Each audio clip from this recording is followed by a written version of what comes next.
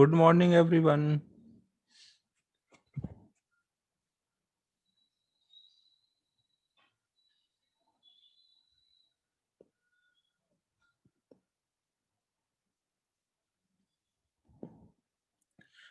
इस वीक में आपको केवल आज ही क्लास है, फिर इसके बाद आपको हॉलीडे दे दी गई है ना।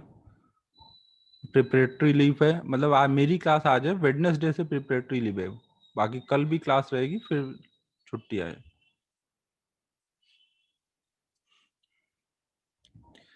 तो मेरे को अभी देखो, एक तो एरर पढ़ाना था और दूसरा सर्कुलर मोशन का डिस्कशन करना था ना, एक्सरसाइज 1।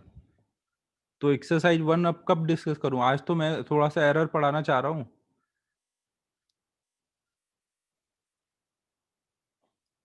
हाँ, और एक्सरसाइज 1 का डिस्कशन या तो फिर वेडनेसडे को थोड़ी देर कर दूं, 1-1.5 घंटे। आखिर तो कोई क्लास नहीं रहेगी। हाँ चलेगा, इवनिंग में या कभी भी।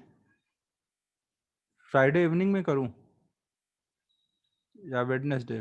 वेडनेसडे को ही कर लो, फ्राइडे तक एग्जाम क्लोज आ जाएगा तो पढ़ाई करना। फ्राइडे को इवनिंग में कर लो। सॉरी, हाँ वेडनेसडे को इवनिंग में। वेडनेसडे को इवनिंग में कर लो। ठीक है, तो फिर आज एरर पढ़ा देता हूँ। और इसमें यूनिट एंड डायमेंशन में एक टॉपिक और था, स्क्रू गेज और वर्नियर कैलिपर, तो वो बाद में पढ़ा दूंगा फिर ना, टेस्ट के बाद। वो नहीं रख रहे हैं टेस्ट में। बस आज और एरर पढ़ा देता हूँ, वहीं तक आएगा ना। स्क्रू गेज और वर्नियर कैलिपर फिर वो टेस्ट के बाद कर लेंगे। चलो फिर हम लोग अब एरर स्टार्ट कर रहे हैं। नहीं, आज चैप्टर खत्म नहीं होगा, आज एरर तक कर लेंगे। जितना आज वक्त पढ़ा रहे हैं उतना ही आएगा सिलेबस में, टेस्ट में। लेकिन एक टॉपिक और रह गया है, दो इंस्ट्रूमेंट के बारे में, तो वो वाला पार्ट बाद में करेंगे, उसको टेस्ट में नहीं रख रहे हैं।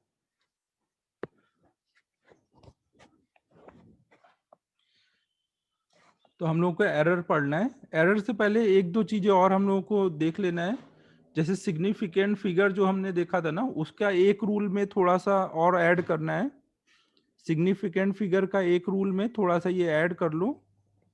जो हमने देखा था ट्रेलिंग जीरो वाला, जैसे हमने बोला कि 12500, अगर इसमें लास्ट में यूनिट लिखा हुआ है, अगर यूनिट लिखा हुआ है, मान लो ये ग्राम में है, तो इसका मतलब होगा कि इसको आपने मेजर करके निकाला है और यहां तक का आपने सही से मेजर किया है। तो इसमें सिग्निफिकेंट फिगर में इसको भी काउंट करोगे। और अगर बिना यूनिट के लिखा है कोई वैल्यू, तो वहां पे सिग्निफिकेंट फिगर में ट्रेलिंग जीरो को काउंट नहीं करेंगे। ठीक है, तो ये ऐड कर लो कि अगर यूनिट के साथ लिखा है तो ट्रेलिंग जीरो को भी काउंट करना है, और बिना यूनिट के साथ लिखा है तो ट्रेलिंग जीरो को काउंट नहीं करना है। ये थोड़ा सा जो लास्ट में रूल हमने देखा था, वहां पे ये थोड़ा सा ऐड कर लो। ये बात समझ आ रही है मैं क्या बोल रहा हूँ? सिग्निफिकेंट फिगर के रूल हम लोगों ने नोट किए थे ना, उसमें ट्रेलिंग जीरो वाले में ये थोड़ा सा ऐड करना है।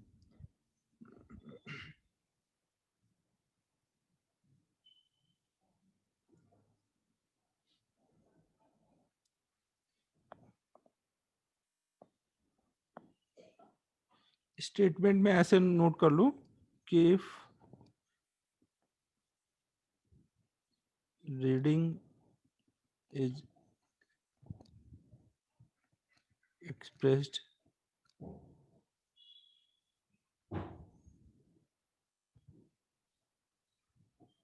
इसको ऐसे लिखो।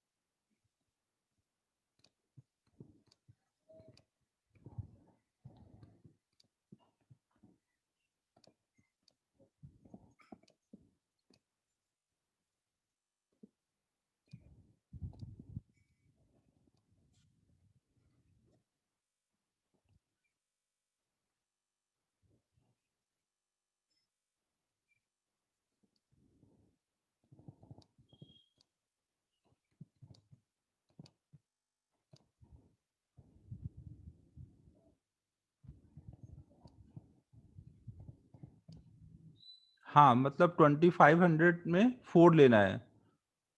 नहीं नहीं, फिर हमें देखो इस हिसाब से कन्वर्ट करना रहेगा। मैं वो बताता हूँ रजत, 1 मिनट।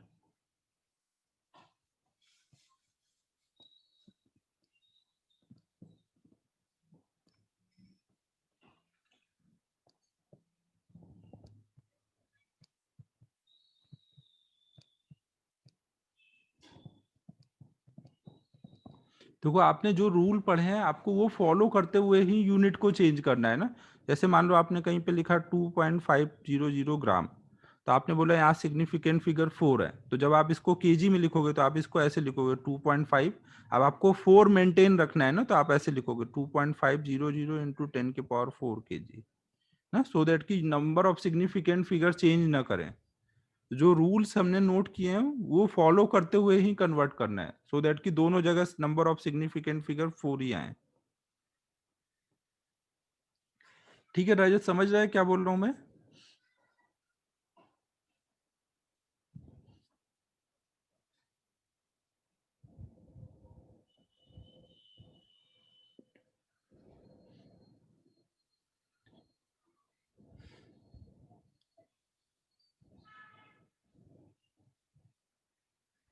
नोट हो गया ये?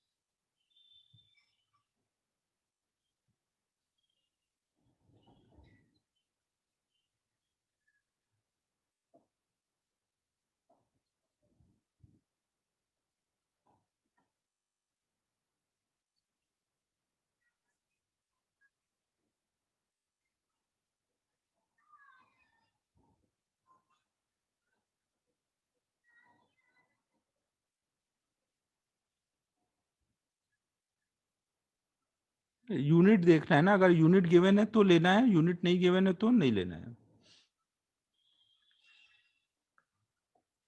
फिर एक जो राउंड ऑफ वाला रूल था, वहां पे एक चीज और ऐड करनी है।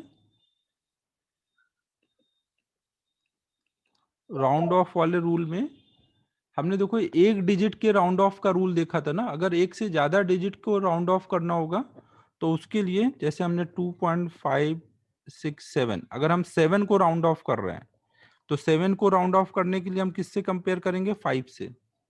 लेकिन अगर मान लो हम 2 डिजिट को राउंड ऑफ कर रहे हैं,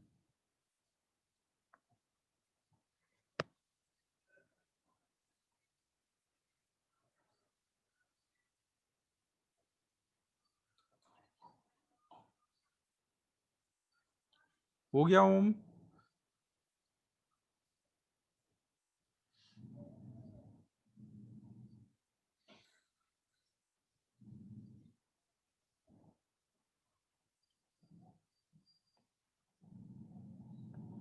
अगर हम 2 डिजिट को राउंड ऑफ कर रहे हैं तो अब हम इसको कंपेयर करेंगे 50 से।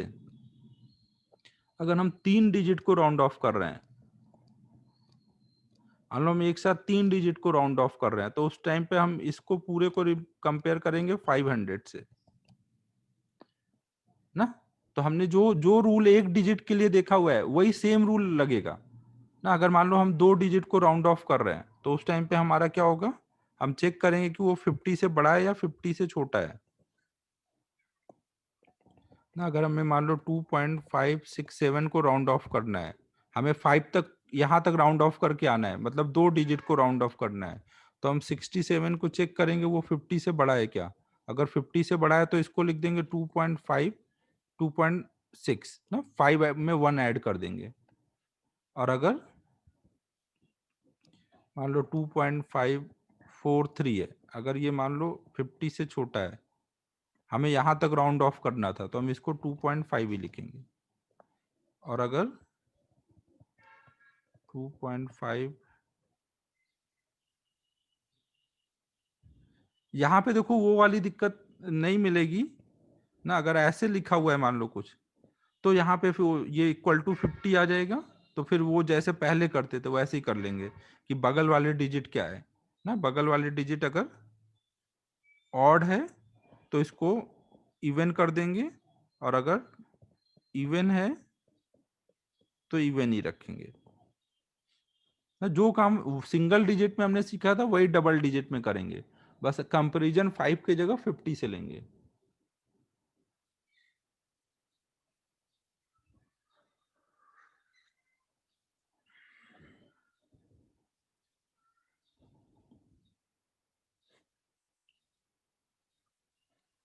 तो हमने लास्ट टाइम केवल ये सिंगल डिजिट का देखा था ना, ये और ऐड कर लो। फिर अब हम लोग एरर स्टार्ट कर रहे हैं।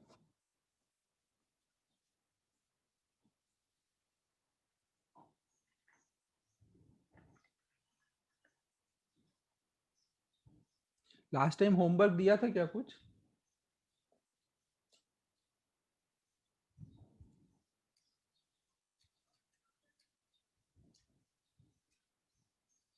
आया होमवर्क नहीं दिया होगा, ठीक है, इलस्ट्रेशन दिया होगा, ठीक है।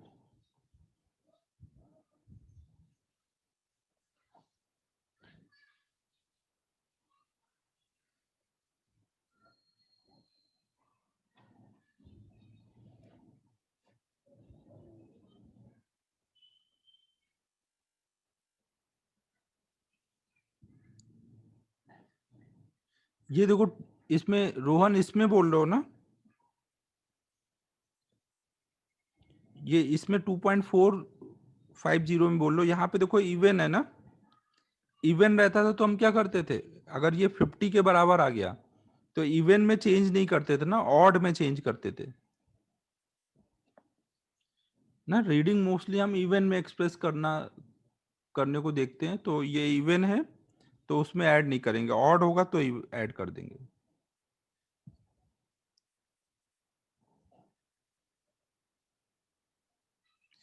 फिर एरर से पहले एक छोटा सा टॉपिक और है, ऑर्डर ऑफ मैग्नीट्यूड। हाँ, वही वही कर रहा हूँ, order of magnitude.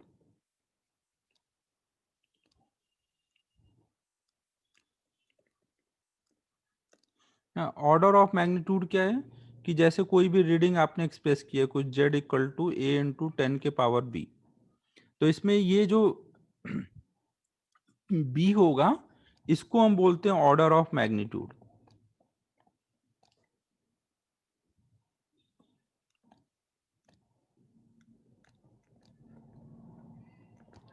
Order of magnitude की वैल्यू हम बताएंगे अगर a की वैल्यू लेस देन 5 है ना। अगर ये 5 से छोटा है तो हम ऑर्डर ऑफ मैग्नीट्यूड को b बोलेंगे।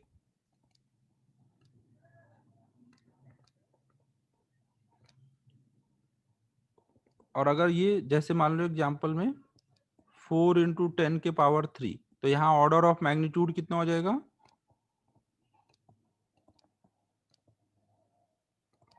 हाँ, 3 हो जाएगा।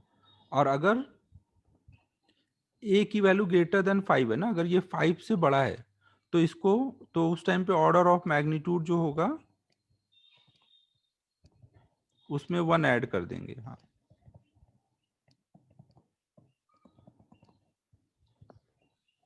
ना ऑर्डर ऑफ मैग्नीट्यूड मतलब क्या हुआ, a × 10 के पावर b है तो या तो b होगा या फिर b+1 होगा ना। वो हमें देखना रहेगा क्या है, लेस देन 5 है तो b, और ग्रेटर देन 5 है तो b+1। जैसे एग्जांपल में कुछ मान लो 6 × 10 के पावर 4 है, तो ये क्या है, ग्रेटर देन 5 है, तो यहाँ पे ऑर्डर ऑफ मैग्नीट्यूड हो जाएगा,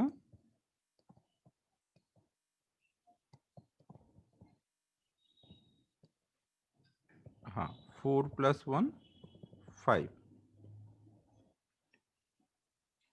+1 देखो इसलिए कर रहे हैं ना, अगर ये 5 से बड़ा है तो हम एक तरह से राउंड ऑफ करके इसको लगभग लिख दे रहे हैं। 5 6 को राउंड ऑफ करेंगे तो लगभग 10 आ जाएगा ना।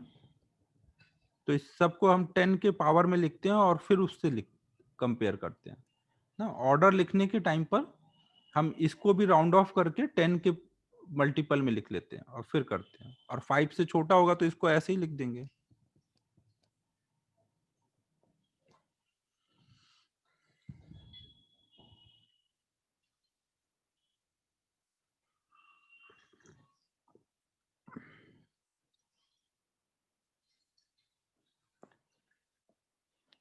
सेम चीज करोगे, डेसिमल में भी होगा तो भी यही सेम करना है। मान लो z इक्वल टू है कुछ 5.3 इंटू 10 के पावर 5, कुछ 6 लिख देता हूँ।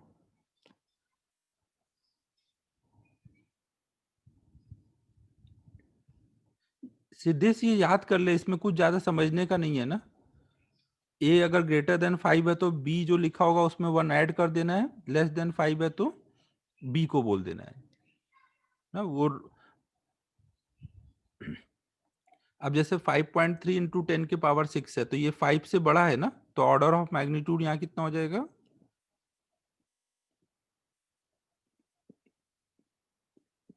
6 प्लस 1 7 ना। अगर मान लो z इक्वल टू है कुछ 3.2 इंटू 10 के पावर 8,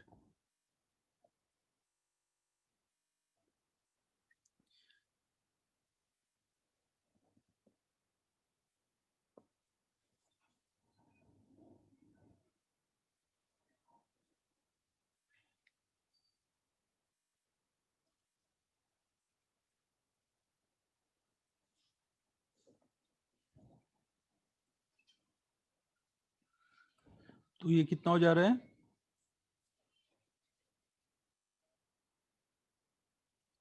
प्रथमेश, हाँ 0.4 इंटू 10 के पावर। देखो पहले तो आप उसको ऐसे एक्सप्रेस कर लो ना कि यहाँ पे 5 आ जाए। जो भी आपको दिया रहा है उसको पहले ऐसे एक्सप्रेस कर लो कि यहाँ 5 का कुछ आ जाए, जिससे आपको आप 5 से कंपेयर कर पाओ ना।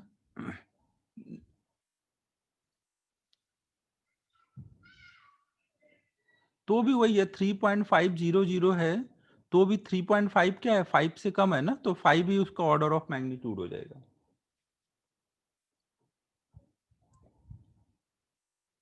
यहाँ पे ये कितना हो जाएगा ऑर्डर ऑफ मैग्नीट्यूड? आपको बस इस वाले नंबर को 5 से कंपेयर करना है। अब वो कुछ भी लिखा रहा है ना, आप 5 से कंपेयर करना तो जानते हो ना। आपको हमेशा ऐसे एक्सप्रेस कर लेना है कि ये 5 के क्लोज आ जाए, फिर कंपेयर करना है ना। एग्जैक्ट 5 हुआ तो हम लोग काउंट कर लेते हैं उसको। नहीं, यहाँ पे ऑर्डर ऑफ मैग्नीट्यूड जो हुआ 8 हुआ। जैसे ये प्रथमेश ने बोला 0.4 इंटू 10 के पावर 3 लिखा है, तो आप पहले इसको ऐसे लिख दो।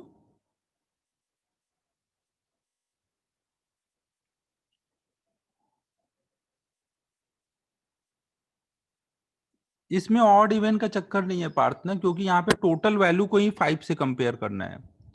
नहीं, यहाँ पे टोटल वैल्यू को ही 5 से कंपेयर करना है। तो आप पहले इसको लिख दो 4 इंटू 10 के पावर 2, और अब ये 5 से कंपेयर कर लो।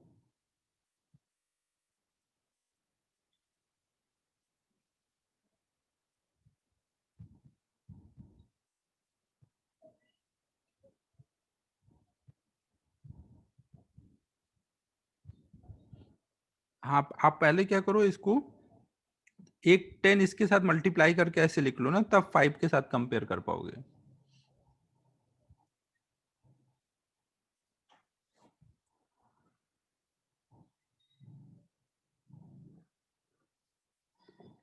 चलो आज हम लोग को अब एरर खत्म करना है, ये हो गया। अब नेक्स्ट हम लोग देख रहे हैं एरर के बारे में।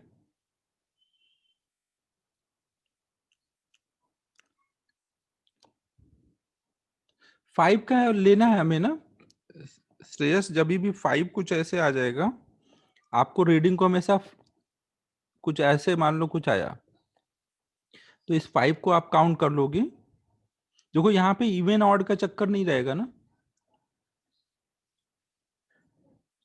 हाँ, दोनों में सेम रहेगा, सीधे सेम रहेगा ना। तो इसमें आप ऑर्डर ऑफ मैग्नीट्यूड जो होगा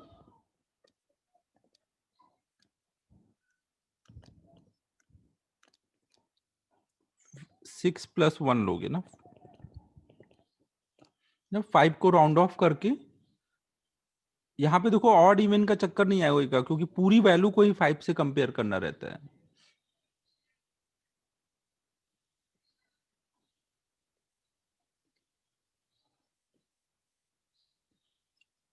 हाँ रजत, बता जल्दी, अनम्यूट करके बोल दो।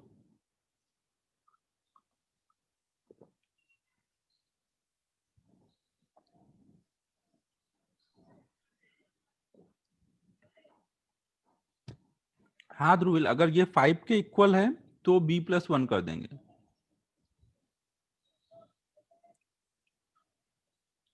इसमें एक भी सिग्निफिकेंट फिगर नहीं है रजत। डेसिमल अगर रीडिंग में हो, डेसिमल के राइट और लेफ्ट वाली सारी वैल्यू को इनसिग्निफिकेंट में काउंट करते हैं ना। अपन रूल से ही चलेंगे ना, रूल यही बोलता था ना कि डेसिमल रहेगा और डेसिमल के राइट और लेफ्ट वाले जीरो इनसिग्निफिकेंट है।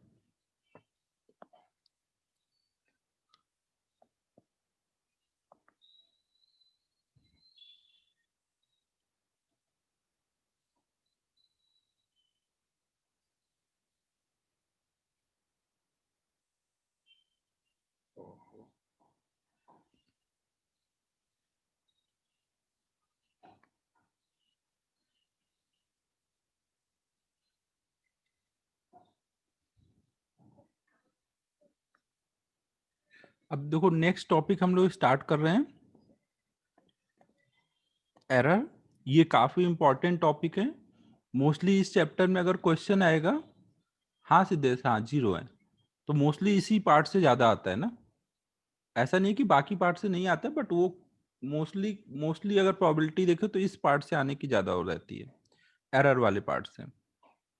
ये जो भी हम लोग देखो देख रहे हैं, ये सब एक्सपेरिमेंटल फिजिक्स से रिलेटेड चीजें देख रहे हैं ना, कि फिजिकल क्वांटिटी को हम मेजर कर रहे हैं, तो मेजर कहाँ तक करके बता सकते हैं, तो वो हमने सिग्निफिकेंट फिगर उस लिए पढ़ा।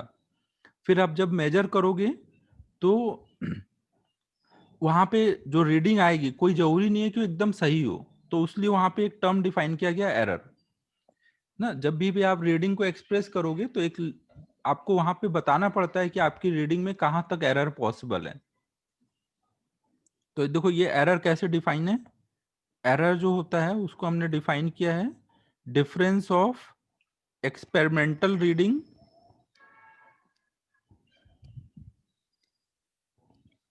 Minus true reading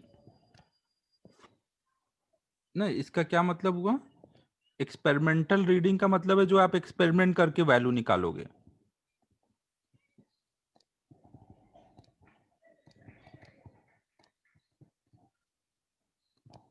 experimental reading या एक्सपेरिमेंटल वैल्यू, और ट्रू रीडिंग मतलब जो उसकी एक्चुअल वैल्यू होगी, कोई भी जिसको आप मेजर कर रहे हो।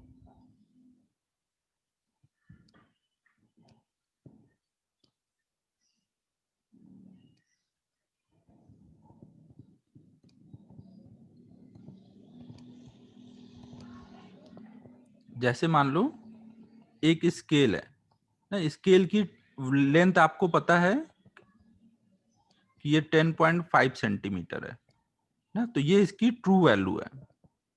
लेकिन आपने फिर इसको मेजर किया ना, कोई चीज से इसको मेजर किया, तो मेजर करके जो निकाला उसको आप बोलोगे एक्सपेरिमेंटल रीडिंग ना। वो कुछ आया मान लो 10.4, तो ये जो डिफरेंस रह गया वो उसमें एरर है ना। जो भी चीज को मेजर करोगे उसकी कुछ ना कुछ तो वैल्यू होगी ना, जो एक्चुअल वैल्यू होगी। एक्चुअल वैल्यू उसको को ट्रू रीडिंग बोलेंगे, और जो मेजर करके निकालोगे उसको एक्सपेरिमेंटल रीडिंग ना। आप एक्सपेरिमेंट करके निकाल रहे हो ना, तो एक्सपेरिमेंटल रीडिंग। तो दोनों का जो डिफरेंस होगा उसने को आप एरर बोलोगे।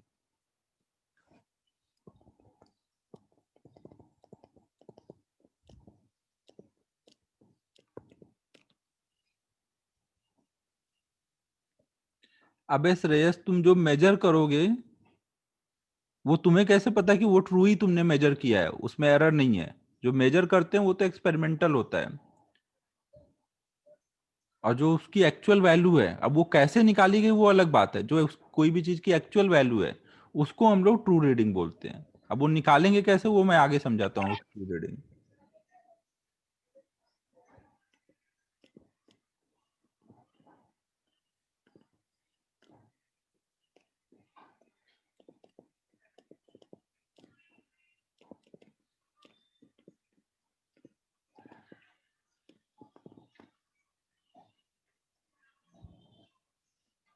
ये मैंने बोला कि भाई मान लो कहीं पे मैंने कोई चीज से मेजर करके ये निकाला, एक्सपेरिमेंट करके निकाला है ये, ना, तो कुछ ये आया और एक्चुअल वैल्यू ये थी, तो इसका जो डिफरेंस होगा उसको हम लोग एरर बोलेंगे। तो यहाँ पे एरर बोलेंगे 0.1 का।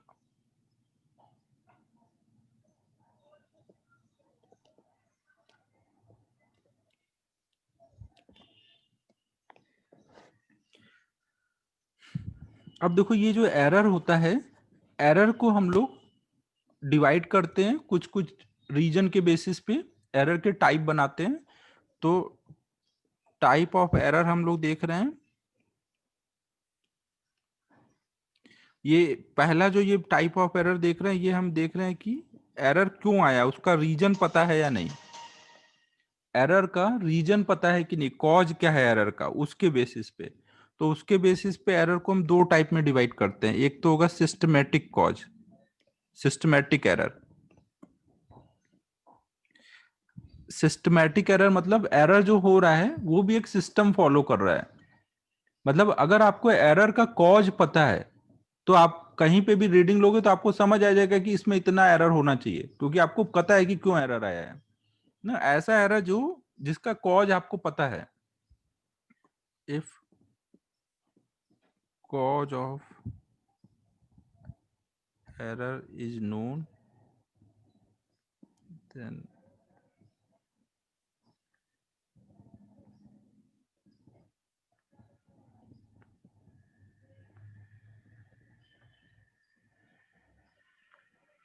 जैसे मान लो आपको पता है कि आपने एक स्केल लिया था और इसको आपने बनाया था 0 डिग्री सेंटीग्रेड पे बनाया था, उस टाइम पे रीडिंग लेने के लिए बनाया, लेकिन आप इसको यूज कर रहे हो 50 डिग्री सेंटीग्रेड पे ना। जब आप 50 डिग्री सेंटीग्रेड पे यूज कर रहे हो तो ये थोड़ा बड़ा हो चुका है ना, एक्सपैंड हो गया है। तो इसमें डिवीजन इसके बड़े हो गए हैं ना, जो डिवीजन पहले थोड़े छोटे थे अभी थोड़े बड़े हो गए ना, एक्सपैंड हो गया है। तो आपको पता है कितना एक्सपेंशन हुआ है, अगर पता है, रीजन समझ आ रहा है, तो आप जो भी रीडिंग निकालोगे उसको उसके अकॉर्डिंग उसमें चेंजेस करके उसको सही कर लोगे ना। अगर आपने मान लो कोई स्केल बनाया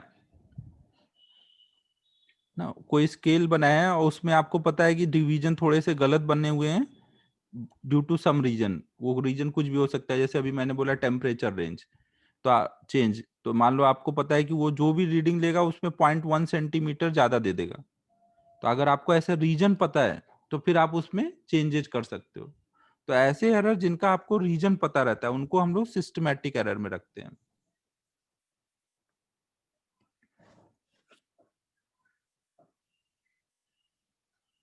सिस्टमैटिक एरर को अवॉइड करना इजी होता है, क्योंकि आपको पता है कि इतने का एरर आएगा इंस्ट्रूमेंट से, तो आप उतना एरर उसमें रीडिंग में एडजस्ट कर लोगे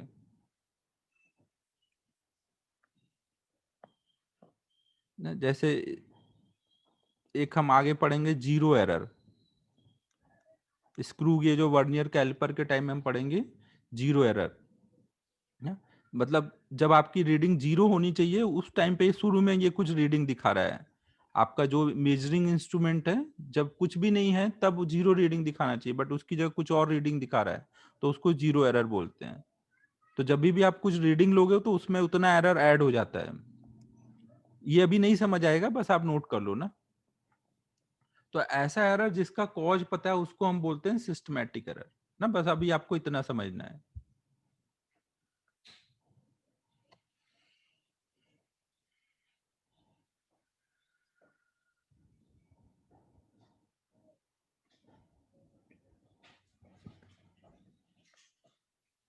ठीक है, सिस्टमैटिक एरर सबको क्लियर है। ऐसा एरर जिसका कॉज पता है ना। फिर एक दूसरा एरर होगा रैंडम एरर।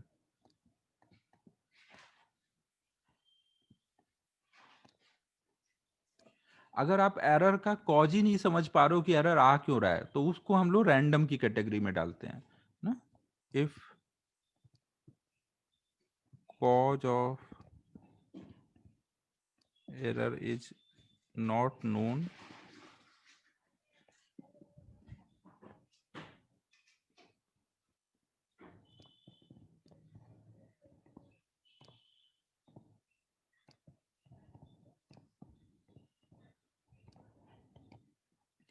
देखो ये जो रैंडम एरर होता है, इसको इसके जो एरर होने के रीजन होते हैं वो बहुत सारे रीजन पॉसिबल होते हैं। आप हर एक रीजन को फिगर आउट कर पाना बहुत डिफिकल्ट है। जैसे मान लो आप लैब में एक्सपेरिमेंट कर रहे हो, आप एक पेंडुलम का टाइम पीरियड निकाल रहे हो, स्टॉप क्लॉक ले रखा है, इसको ऑसिलेट करा के कैलकुलेट कर रहे हो ना। तब तक मान लो नीचे से कार चली गई एक, आप लैब में ऊपर हो फर्स्ट फ्लोर पे, बगल से कार चली गई, तो कुछ कार की फ्रीक्वेंसी ने इससे कुछ मैच किया और इसकी वजह से इसका टाइम पीरियड कुछ चेंज हो गया, या हल्का सा विंडो से विंड आ गया उसके वजह से चेंज हो गया। तो ऐसे एन नंबर ऑफ फैक्टर होते हैं जो हम लोग नहीं सोच पाएंगे कि कहाँ से इसका रीडिंग में एरर आएगा। तो इसलिए हर जगह हम मानते हैं कि कुछ ना कुछ एरर है जो अननोन रीजन से आया हुआ है ना, उसको हम लोग रैंडम एरर में रखते हैं। ठीक है, समझो, जब भी एरर का रीजन नोन नहीं होता है उसको हम लोग रैंडम एरर में रखेंगे। अब रैंडम एरर को हटाने के लिए क्या कर सकते हैं? सिस्टमेटिक एरर में तो हमें रीजन पता होता है कि भाई कुछ रीजन से इतना एरर आ रहा है तो उतना हम हटा देते हैं, लेकिन रैंडम में तो हमें पता ही नहीं ना कि किस रीजन से आया। तो उसको हटाने के लिए क्या किया जाए?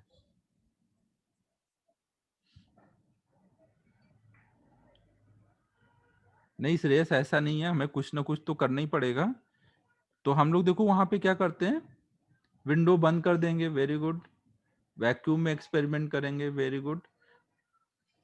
तो देखो हम लोग इसको हटाने के लिए हम लोग क्या करते हैं, वैक्यूम क्रिएट कर पाना, और ऐसे बहुत सारे रीजन्स हैं जिनको कर पाना एक्सपेरिमेंट के लिए हर जगह पॉसिबल नहीं होता। तो हम लोग एक चीज करते हैं जो हमेशा पॉसिबल होगा, कि रीडिंग को कई बार रिपीट कर देंगे ना। 10 बार रीडिंग रिपीट कर दी हमने, तो उससे क्या होगा, हर बार तो कार नहीं जाएगी ना, हर बार अगल बगल से डिस्टरबेंस नहीं होगा।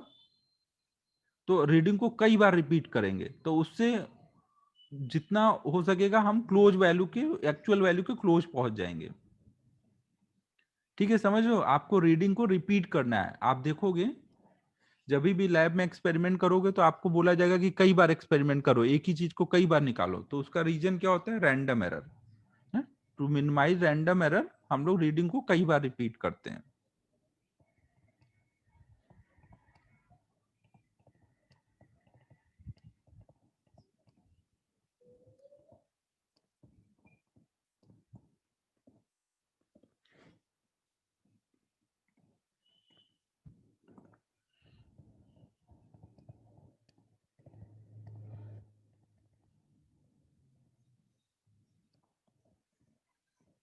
नॉर्मली 10 to 15 टाइम हम लोग रीडिंग को, एक्सपेरिमेंट को रिपीट करते हैं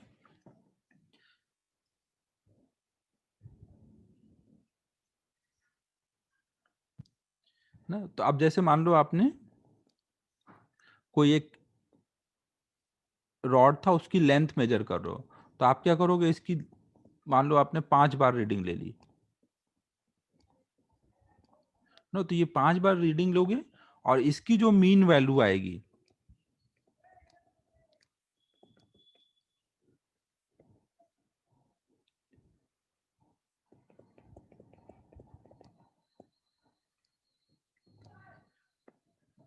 हाँ श्रेयस, उतना तो रहेगा ही ना, इसलिए आपको 15-20 टाइम रिपीट करना रहता है कि जितना हो सके क्लोज पहुंच पाओ। बाकी रीडिंग को सही से तो लेना ही पड़ेगा आपको ना। अब देखो जैसे 5 बार जब हमने रिपीट करके एवरेज लिया, तो ये जो एल आएगा इसको हम बोलेंगे ये अब एकदम सही वैल्यू है ना, इसको हम लोग ट्रू रीडिंग बोलते हैं।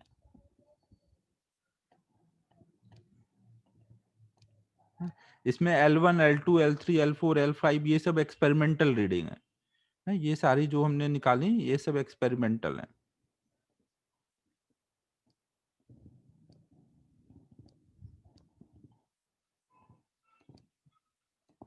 ना।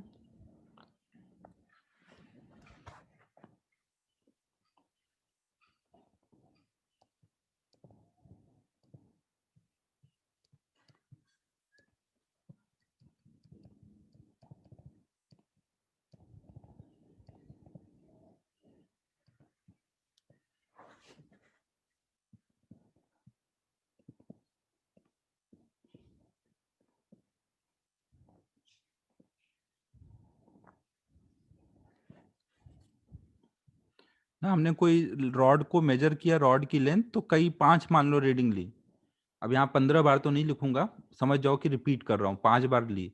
तो उसका जो मीन वैल्यू आएगा उसको मैं बोल दूंगा कि वही हमारी ट्रू वैल्यू है, ट्रू रीडिंग है। और ये जो L1 L2 ये सबको बोलूंगा ये सब एक्सपेरिमेंटल रीडिंग्स हैं। ठीक है, तो एरर के दो टाइप हो गए। एक तो हो गया एवरेज के बाद बस हम पहुंच गए अपनी ट्रू रीडिंग पे, हो गया काम खत्म। एक्सपेरिमेंट ही थोड़ी करते रहोगे, बाकी भी काम करने हैं।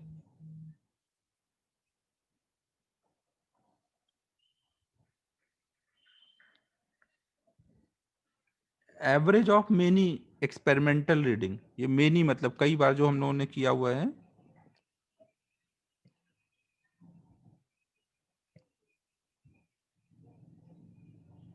बड़ा रहा तो भी कई बार करेंगे।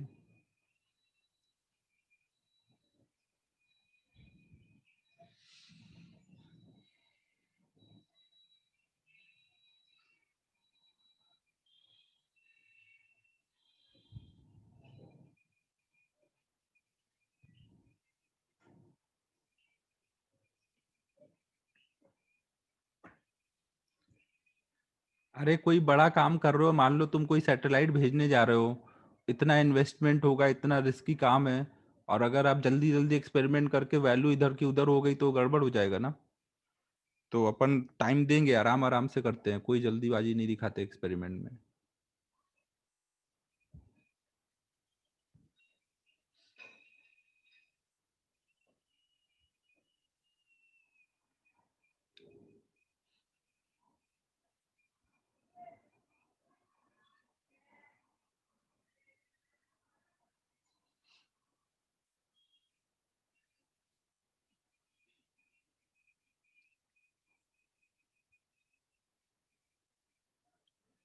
रिपीट करने के लिए सेटअप में ऐसा थोड़ी है कि कोई चीज को उसको रिपीट करना है ना, जो एक्सपेरिमेंट किया उन्हीं चीजों को, वही सामान को दोबारा फिर से करना है। कॉस्ट का इसमें तो कोई चक्कर नहीं पड़ेगा।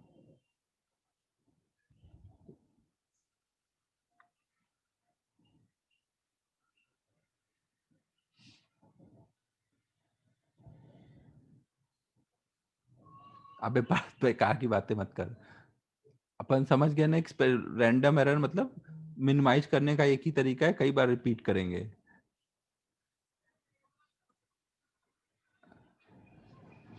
ये सब ह्यूमन एरर वगैरह ये सब उसी में आते हैं, रैंडम में ही आएंगे, क्योंकि अब ह्यूमन एरर तो होगा ही होगा। तो वो जितनी बार ज्यादा करोगे उतना थोड़ा सा एरर होने के चांसेस कम हो जाएंगे।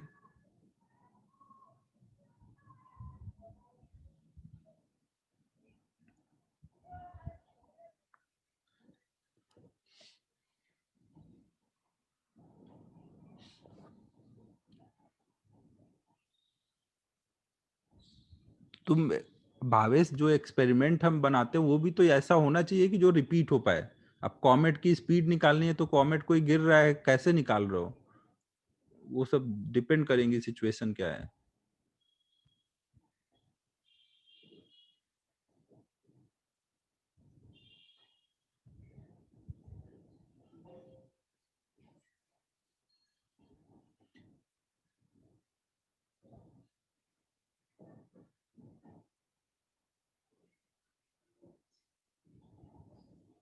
देखो, रिपीट करने का सेंस समझो। रिपीट करना मतलब ये नहीं कि मैं बोल रहा हूँ एक सैटेलाइट को भेजना है तो सैटेलाइट को भेजने का एक्सपेरिमेंट 10 बार करेंगे, एक बार बार सैटेलाइट भेजेंगे फिर वापस लाएंगे फिर भेजेंगे, ऐसा नहीं बोल रहा हूँ। सैटेलाइट भेजने से रिलेटेड उसमें बहुत सारी चीजें यूज होंगी, बहुत सारी चीजों को आपको वैल्यू एकदम एक्यूरेट मेजर करके लगाना रहेगा सैटेलाइट में। तो वो चीजें जो मेजर करोगे उनको आप कई बार ऐसे करके क्लोज टू एक्चुअल वैल्यू पहुंचोगे, फिर उन चीजों को यूज करोगे सैटेलाइट में, फिर सैटेलाइट भेजोगे ना। आप ये नहीं सोचो कि सैटेलाइट को ही 10 बार भेजेंगे। हाँ, ये तो देखो, प्रथम हमने अभी देखा जो ये एरर के टाइप थे on the basis of cause. अब नेक्स्ट हम लोग देख रहे हैं एरर का type on the basis of magnitude.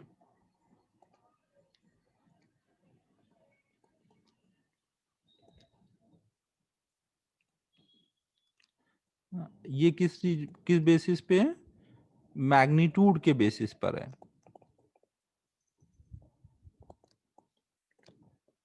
तो इसमें हमारा एक टाइप रहेगा एब्सोल्यूट एरर।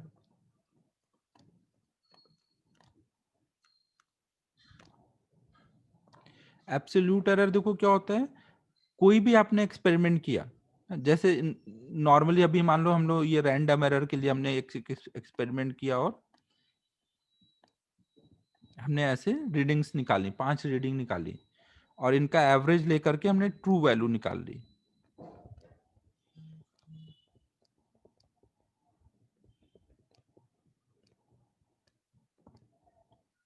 तो हमें अब ट्रू वैल्यू पता है और एक्सपेरिमेंटल वैल्यू, मान लो ये आई है, पहले एक्सपेरिमेंट किया तो L1 आई, तो इनका जो डिफरेंस होगा इसको हम बोलेंगे एब्सोल्यूट एरर। तो पहले रीडिंग का एब्सोल्यूट एरर कितना है, L1 माइनस LT का डिफरेंस ना। तो एब्सोल्यूट एरर को हम क्या बोल रहे हैं, ये क्या, it is difference between experimental reading and true value.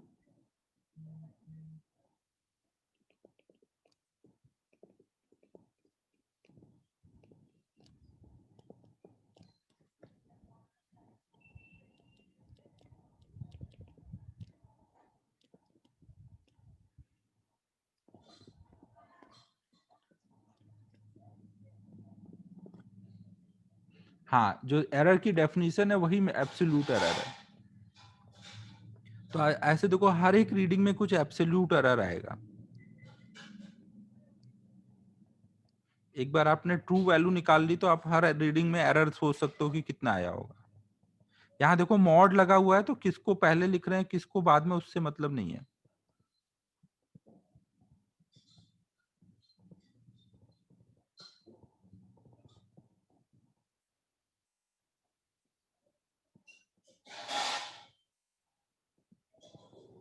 ना, तो ये हमारा एब्सोल्यूट एरर हो गया।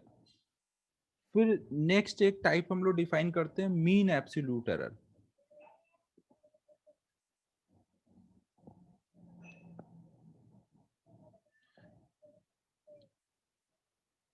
एरर जीरो हो सकता है बट ऐसा पॉसिबल तो नहीं होता है कि जीरो आए। हर बार आप रिपीट करोगे तो कुछ ना कुछ तो डिफरेंस आएगा, या मीन लोगे तो कुछ ना कुछ तो ट्रू वैल्यू आएगी। कोई कोई रीडिंग में हो सकता है पॉसिबल हो जीरो आ जाए, हो सकता है। फिर दूसरा है हमारा मीन एब्सोल्यूट एरर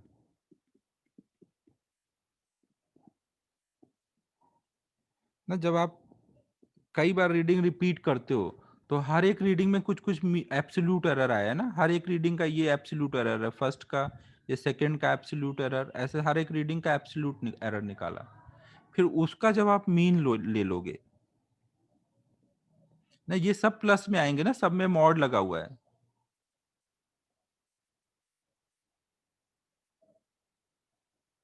कहाँ एरर, एरर को कहीं नहीं इग्नोर किया गया है। देखो भाई, हर एक एरर का हमने ऐड करके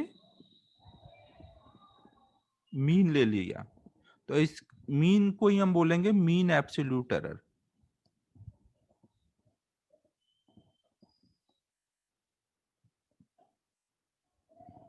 एरर को देख रहे हो आप, ये हमेशा हम प्लस में लिख रहे हैं। मतलब हो सकता है कोई बार ये प्लस आया हो, कोई बार माइनस आया हो, लेकिन हमने प्लस में लिखा हर बार। हम एरर को जितना हो सके बड़ा करके बताते हैं ना। उसका फायदा क्या रहता है कि एरर कम हो गया तो अच्छी बात है ना, उससे बड़ा नहीं होना चाहिए। मान लो आपका एरर आया 5% का, हमने बोला कि कोई रीडिंग में 5% का एरर है। एक मिनट रुको, अभी प्रथम पार्थ होने तो दो। अगर हमने बोल दिया कि एक एक्सपेरिमेंट किया गया और इसमें 5% का एरर है, तो हमने उसमें एरर को हमेशा बड़ा करके बताया होगा। 5 मतलब उसकी मैक्सिमम वैल्यू है, उससे कम ही आएगा एरर ना। यहाँ देखो हमने सबको प्लस में मॉड लगा के ऐड किया है ना। तो ये जो भी होगा, जितना मैक्सिमम पॉसिबल एरर है हमेशा हम लोग वो एक्सप्रेस करते हैं। मीन एब्सोल्यूट एरर क्या हो गया, हर एक एरर का सम कर दो। फिर यहाँ पे एक टर्म हम लोग डिफाइन करेंगे, रिलेटिव एरर।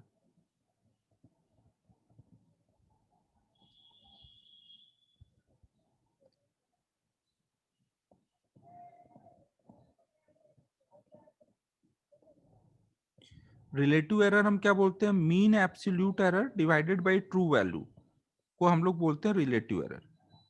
नहीं, यही हमारा रिलेटिव एरर ना। डेल्टा एल क्या है, मीन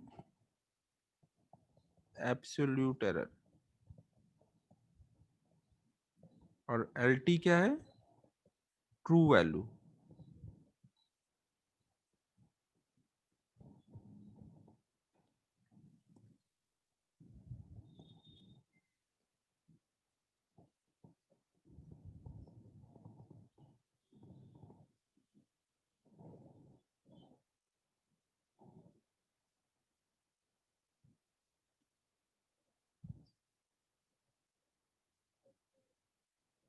अभी हम लोग क्वेश्चन करते हैं तो प्रथम क्लियर हो जाएगा ना। अभी जितना मैंने लिखा है बस उसमें देखो, कोई दिक्कत नहीं है ना।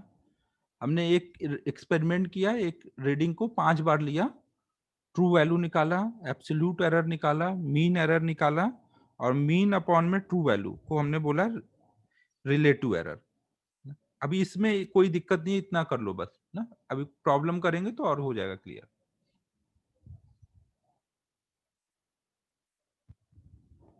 नोट हो जाए तो बता देना।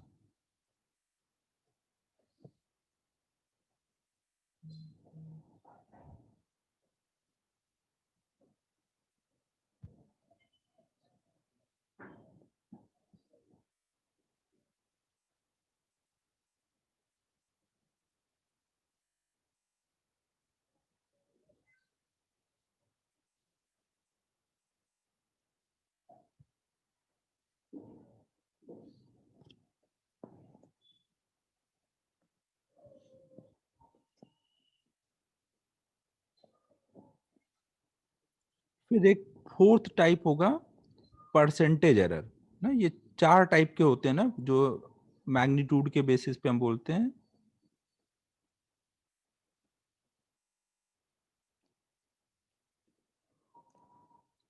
परसेंटेज एरर क्या होता है? जो आपने रिलेटिव एरर निकाला था, उसी में जब हम 100 मल्टीप्लाई कर देंगे तो वही हमारा परसेंटेज एरर बन जाएगा।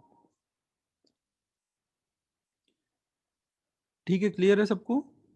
ये क्या है? Relative error. Relative error into 100, यही हमारा परसेंटेज एरर होगा।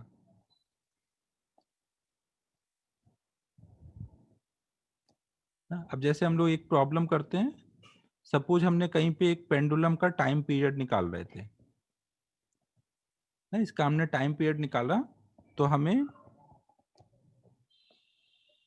टाइम पीरियड निकालने में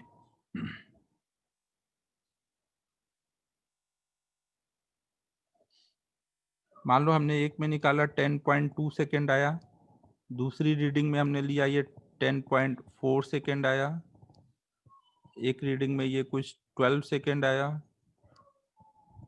एक रीडिंग में ये 9 सेकेंड आया, और एक रीडिंग में ये कुछ 9.4 सेकेंड आया।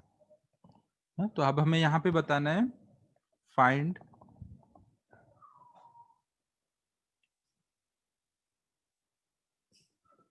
Part 1 mean absolute error, part 2 true value, part 3 percentage error.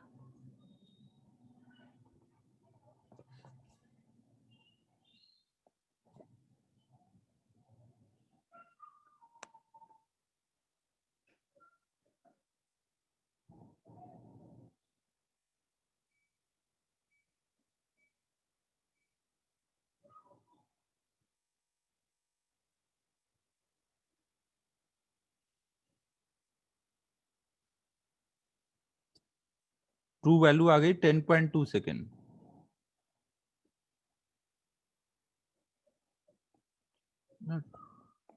True value के लिए हमने T1 plus T2 plus T5 तक ऐड किया अपॉन में 5। तो सबने सही किया होगा, मैं डायरेक्ट लिख देता हूँ 10.2 सेकेंड। फिर हम लोग निकालेंगे mean absolute error. Mean absolute error के लिए क्या करना पड़ेगा? पहले हमें हर एक रीडिंग का एरर निकालना पड़ेगा। पहले वाली रीडिंग में कितने का एरर आया होगा?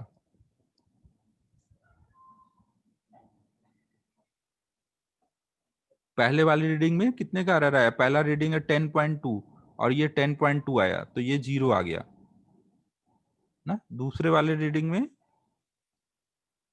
10.2 से डिफरेंस लेंगे तो ये कितना आ जाएगा 0.2 सेकेंड। हमेशा इसको मॉड लगा के लिखना है, मतलब प्लस में लिखना है ना, जो भी एब्सोल्यूट एरर होता है। फिर ये वाले में निकालेंगे तो 10.2 से करेंगे तो 1.8 सेकेंड अगले वाले में, फिर उससे अगले वाले में 1.2 सेकेंड, उससे अगले वाले में कितना आ जाएगा 0.8 सेकेंड। सब देख लो सही से किया है ना मैंने, कैलकुलेशन चेक कर लेना। तो इनका जो मीन आएगा वो मीन एब्सोल्यूट एरर होगा। डेल्टा T1 डेल्टा T2 ऐसे करते हुए पूरा डेल्टा T5 अपॉन में 5 ना, ये हमारा मीन एब्सोल्यूट एरर है। तो ये कितना आ जा रहा है बताओ भाई।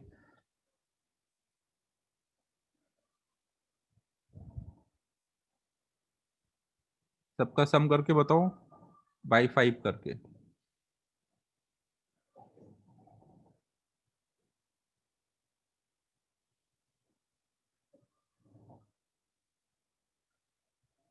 4/5 मतलब 0.8 सेकेंड ना। तो ये हमारा मीन एब्सोल्यूट एरर आ गया। ट्रू वैल्यू 9 तो नहीं होगी यार। सबने ये सही कैलकुलेट किया ना, सबको ऐड करके देखा है सबने।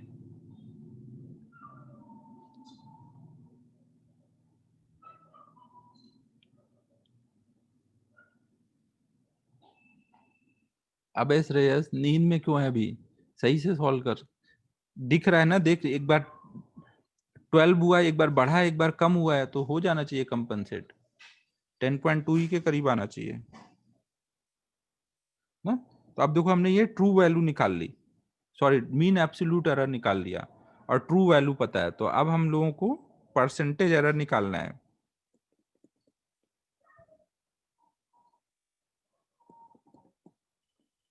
इतने बच्चे झूठ नहीं बोलेंगे भाई, इतने बच्चे गलतियां नहीं करेंगे। ये देख लो, ये मैंने रैंडम सबसे कराया ना, तो मैंने भी क्या किया है, एरर को कम करा दिया है।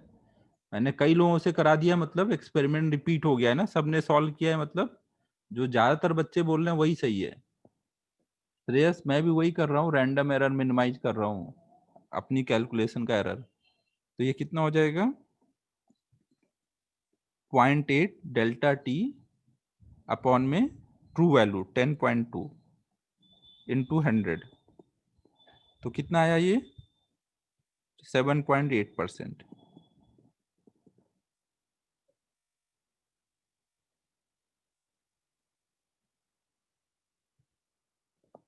तो अब देखो जो भी एरर आता है हमेशा हम रीडिंग को कैसे एक्सप्रेस करते हैं, जो हम फाइनल रीडिंग बताएंगे उसको हम कैसे बताएंगे, ये जो ट्रू वैल्यू होगी 10.2 और प्लस माइनस 7.8% ऐसे बताएंगे।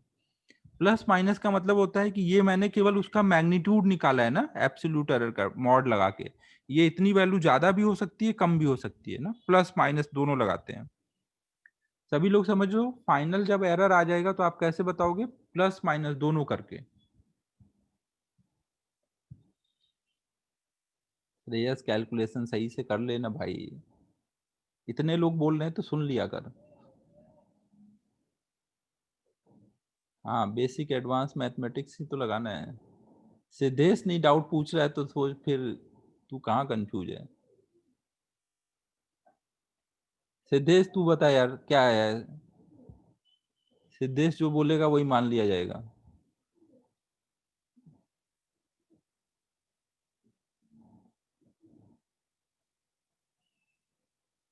51/5 कितना आएगा, 10.2 ही आएगा।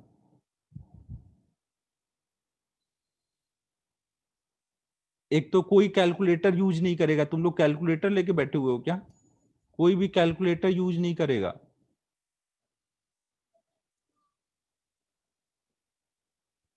श्रेयस कैलकुलेटर यूज नहीं करना है। अभी आपको एग्जाम का पैटर्न पता है ना, न्यूमेरिकल वैल्यू वाले आते हैं, डेसिमल के 2 डिजिट तक आपको सही से कैलकुलेट करके लिखना पड़ता है बिना कैलकुलेटर के। कैलकुलेटर यूज करोगे तो मार्क्स बहुत कम हो जाएंगे। एक एक डिजिट इधर उधर होता है, उससे पूरा क्वेश्चन रॉन्ग हो जाता है। कोई कैलकुलेटर यूज नहीं करेगा ना, कैलकुलेशन की अच्छे से प्रैक्टिस करनी है आपको।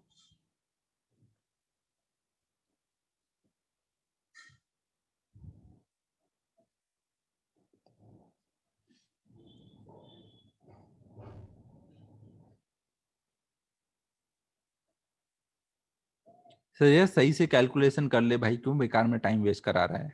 ये ऐड करने पे तेरा कितना आया है? 51 आ रहा है ना सबका ऐड करने पर? तूने कितना ऐड करके बताया हुआ है?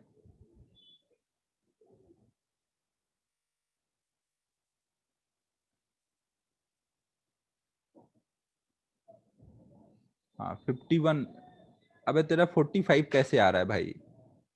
श्रेयस तू खुद सोच, सब 10 के करीब वाले रीडिंग और 5 बार ऐड कर रहा है, तो 45 कैसे आ जाएगा? 995 टाइम ऐड करेंगे तब ना 45 आएगा। 9 9 टू 5 टाइम ऐड करेगा तब ना 45 आएगा। यहाँ सब 9 से बड़े हैं, तो कैसे 45 आएगा?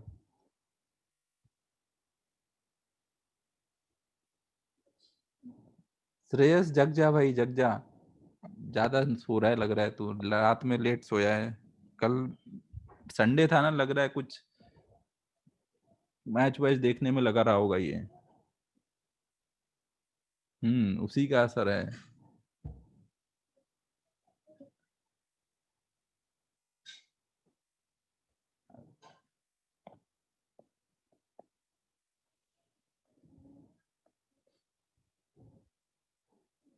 ज्यादा पढ़ाई मत कर श्रेयस, थोड़ा आराम भी कर लिया कर।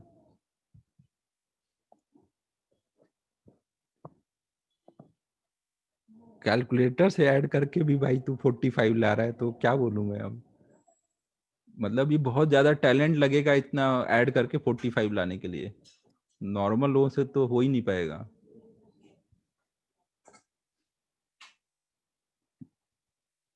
अब देखो नेक्स्ट हम लोग देख रहे हैं, चाइना वाला ही होगा ये। अब नेक्स्ट हम लोग देख रहे हैं प्रोपोगेशन ऑफ एरर।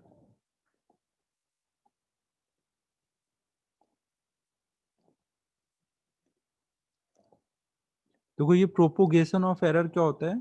जैसे मान लो अक्सर हमें एक्सपेरिमेंट करने के टाइम पर कुछ वैल्यू हम एक्सपेरिमेंटली निकालते हैं, फिर उनको हम यूज करते हैं कोई और वैल्यू निकालने के लिए। तो अगर मान लो आपने ए को एक्सपेरिमेंटली निकाला तो इसमें कुछ एरर आया, बी को निकाला तो इसमें कुछ एरर आया, अब इनको ऐड करके जेड निकाल लो, तो जेड में कितना एरर आएगा वो कैसे निकालेंगे? या हो सकता है आप जेड निकालने के लिए ए और बी मल्टीप्लाई कर रहे हो, या डिवाइड कर रहे हो, या फिर सब्ट्रैक्ट भी कर सकते हो, प्लस भी हो सकता है क्वेश्चन में, माइनस भी हो सकता है, वो कैसा क्या कर रहे हो उसके हिसाब से। तो कितना एरर आगे प्रोपोगेट करेगा? अगर ए में 2% का एरर है, बी में 4% का एरर है, तो जेड में कितने परसेंट का एरर आएगा ना? इसी चीज को हम बोलेंगे प्रोपोगेशन ऑफ एरर। एरर आगे कितना ट्रांसमिट हो रहा है। तो हम लोग सबसे पहले देखेंगे कि एडिशन में कितना एरर प्रोपोगेट होता है, कैसे निकालेंगे, फिर सब्ट्रैक्शन में, फिर मल्टीप्लिकेशन में, फिर डिवीजन में। ना ऐसे हमें 4 जगह पे एरर का प्रोपोगेशन देखना है। तो हम लोग सबसे पहले देख रहे हैं एडिशन में एरर।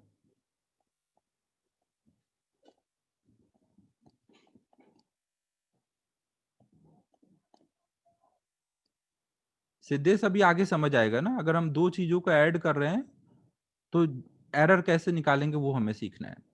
मान लो हम z equal to A plus B कर रहे हैं। ए को हमने एक्सपेरिमेंटली निकाला हुआ है, तो ए की वैल्यू आई है ए प्लस माइनस डेल्टा ए। मतलब डेल्टा ए वहां पे एरर है और ए उसकी ट्रू वैल्यू है। और बी को भी हमने एक्सपेरिमेंटली निकाला, तो बी में एरर आया है, बी की वैल्यू है B plus minus delta B. Delta भी उसमें एरर है ना।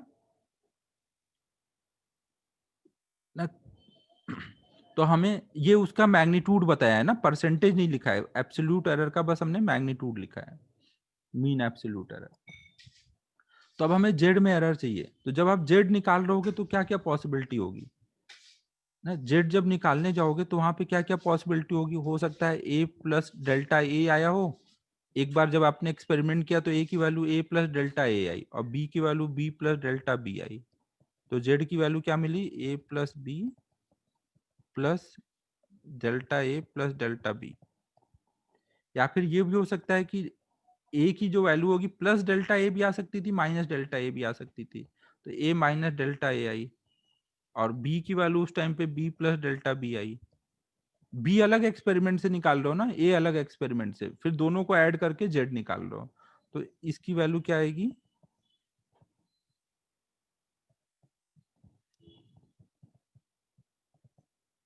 फिर या तो ये हो सकता है कि a की value a plus delta A आई और उस टाइम पे b की value b minus delta B आई, तो z की वैल्यू हो जाएगी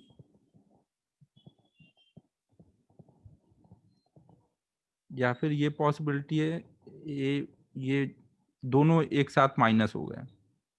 दो अलग अलग एक्सपेरिमेंट की बात चल रही है ना, ए का निकालने का अलग एक्सपेरिमेंट है, बी का निकालने का अलग एक्सपेरिमेंट है, और फिर दोनों को यूज करके ना इतनी पॉसिबिलिटी हो पाएंगी ना। ठीक है, समझो ना, जब ए को हम निकालेंगे और बी को निकालेंगे, दोनों को ऐड करेंगे, तो ए जब निकालोगे तो ए की वैल्यू एरर के साथ आ रही होगी, हम ऐसा मान रहे हैं ना कि ये एरर के साथ इतना है, ये एरर के साथ इतना है, तो एरर के साथ वो प्लस में भी आ सकता था, माइनस में भी आ सकता था, और कोई जरूरी नहीं कि ए में जब प्लस में आया तो बी में भी प्लस में आएगा ना, क्योंकि ये अलग एक्सपेरिमेंट है, ये अलग एक्सपेरिमेंट है। हो सकता है जब इसमें प्लस में आओ उस टाइम में इसमें भी प्लस में हो, या हो सकता है कि इसमें जब प्लस में आया तब इसका माइनस में आया ना। दो अलग अलग एक्सपेरिमेंट का रिजल्ट कुछ भी ऐसा आ रहा होगा। तो अब देखो जेड में कितने का एरर आ रहा है, ये वाली वैल्यू जेड है ना, ये वाली वैल्यू जेड है हमारी, और उसमें एरर कितना है, delta A plus delta B, plus में आ रहा है या फिर माइनस में आ रहा है, या फिर इसके बीच में ये कुछ आ रहा है। और एरर हमेशा हम मैक्सिमम पॉसिबल बताते हैं, तो ये कम एरर को नहीं बताएंगे, ज्यादा वाले एरर को बताएंगे। तो हम क्या बोलेंगे कि जेड में कितने का एरर आ रहा है, जेड में जो एरर आ रहा है वो delta A plus delta B होगा ना, उसके मैग्नीट्यूड को ऐड कर देंगे ना, और जेड की वैल्यू कितनी बोलेंगे, del Z equal to Z plus minus delta Z, ऐसे करके बताएंगे ना। हमेशा ध्यान रखना है कि always maximum possible error is expressed. जब हमने एक्सपेरिमेंट किया तो सबसे ज्यादा एरर यही पॉसिबल था ना, delta A plus delta B, या तो वो प्लस में या माइनस में, तो हमने मैग्नीट्यूड निकाला और प्लस माइनस दोनों करके बताया ना। इस चीज को हम डायरेक्ट ऐसे लिखते हैं, Z equal to A plus B, नहीं ऐसे ना लिख करके हम ऐसे शॉर्ट में लिख सकते थे। फिर जब हम ए को एरर के साथ लिखेंगे, बी को एरर के साथ लिखेंगे, तो जेड को भी एरर के साथ लिखेंगे, तो हम फिर बाद में ऐसे लिख देंगे।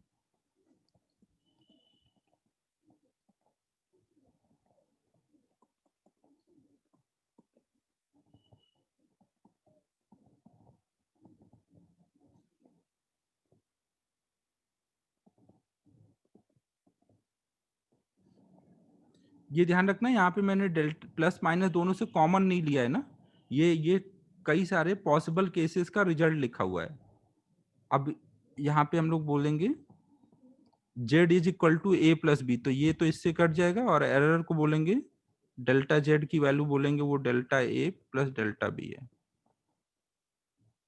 मतलब एडिशन के टाइम पे एरर क्या हो रहा है, ऐड हो जा रहा है ना, एडिशन के टाइम पे एरर ऐड हो जाएगा। जैसे मान लो आपने रेसिस्टेंस, दो रेसिस्टेंस सीरीज में लगे हैं और उनकी वैल्यू आ रही है 10.2 प्लस माइनस 0.1 ओम, और R2 की वैल्यू है 5.6 प्लस माइनस 0.2 ओम। तो आपको पूछा जाए कि अगर ये रेसिस्टेंस सीरीज में लगे हैं तो इक्विवेलेंट एरर की वैल्यू बताओ। सीरीज में आर इक्विवेलेंट निकालने के लिए R1 प्लस R2 करते हैं, R1 दिया है, R2 दिया है, और R इक्विवेलेंट की वैल्यू बतानी है।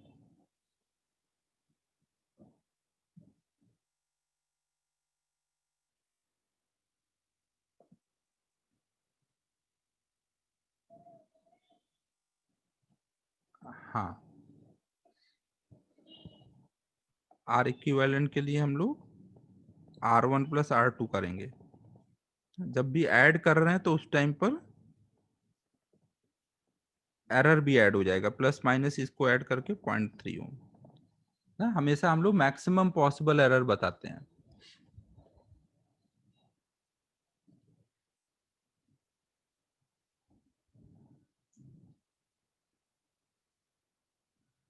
नोट हो गया।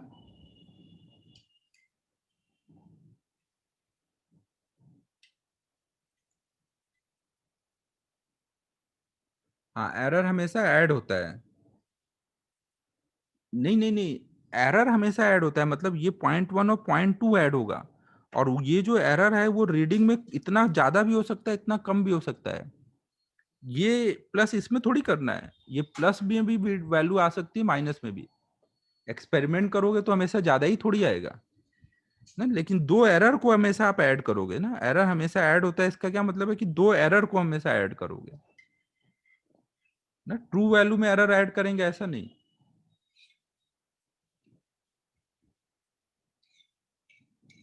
हाँ सर आयु, हाँ, अगर R1 - R2 होता तो भी करेंगे, अभी वही बताने जा रहा हूँ। नेक्स्ट स्लाइड पे चलूं।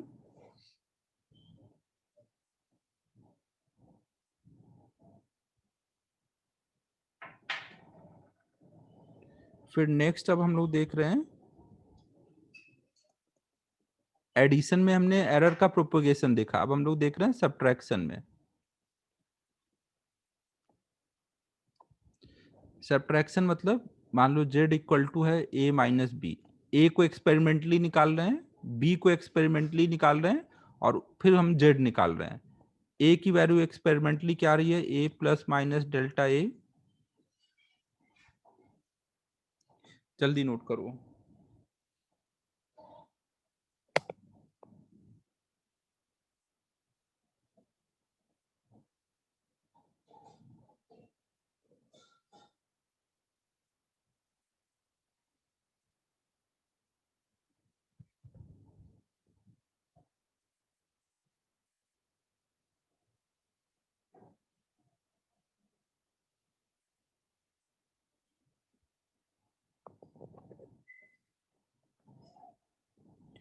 और b की वैल्यू एक्सपेरिमेंटली निकाली गई तो वो आई b plus minus delta b।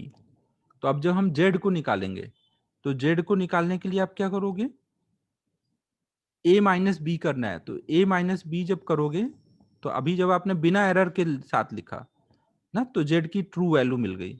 फिर जब आप a को एरर के साथ लिखोगे, b को एरर के साथ लिखोगे, तो z भी एरर के साथ आएगा। तो z plus minus delta z equal to लिखेंगे a plus minus delta a minus b plus minus delta b। अब यहाँ आ जाएगा a minus B plus minus delta a minus plus delta b। अब देखो यहाँ पे प्लस माइनस लिखा है, यहाँ माइनस प्लस लिखा है, तो इसका क्या मतलब है, क्या दोनों सब्ट्रैक्ट कर दें। यहाँ पे देखो प्लस माइनस का क्या मतलब है, पॉसिबिलिटी की बात चल रही है ना, यहाँ पे पॉसिबिलिटी है कि कभी प्लस में आएगा ये, कभी माइनस में आएगा। ऐसे बी की भी पॉसिबिलिटी है कि बी भी कभी माइनस में आएगा, कभी प्लस में आएगा। अब ये तो कोई जरूरी नहीं है ना कि जब इसका प्लस आएगा तभी इसका माइनस आएगा ना, ऐसा नहीं है ना, ये दो अलग अलग एक्सपेरिमेंट है। हो सकता है जिस टाइम पे ए का प्लस डेल्टा ए आया, उस टाइम पे बी का भी डेल्टा प्लस डेल्टा बी आया हो, या माइनस भी आ सकता है। तो हमें बस ये सोचना है कि इस पार्ट की मैक्सिमम वैल्यू कितनी जा सकती है, इस पार्ट की मैक्सिमम वैल्यू कितनी जाएगी, delta A plus delta B ना, जिस टाइम पे दोनों ऐड हुए होंगे वही वाली वैल्यू मैक्सिमम रही होगी ना, क्योंकि पॉसिबिलिटी चेक करना है वहां पर। तो हम बोलेंगे यहाँ पे डेल्टा जेड की मैक्सिमम वैल्यू कितनी होगी, delta A plus delta B ना। एरर चाहे दो वैल्यू ऐड हो रहे हो या सब्ट्रैक्ट हो रहे हो, एरर हमेशा ऐड हो जाएगा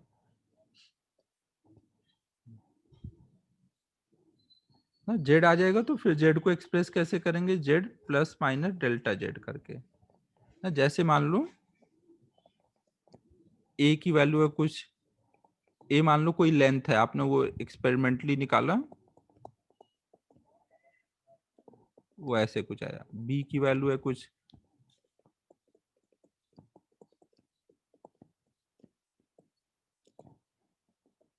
ए निकाला, बी निकाला, फिर जेड निकालना है, और जेड के लिए ए माइनस बी करना है। तो जेड की वैल्यू कितनी आएगी, और उसमें कितने का एरर आएगा।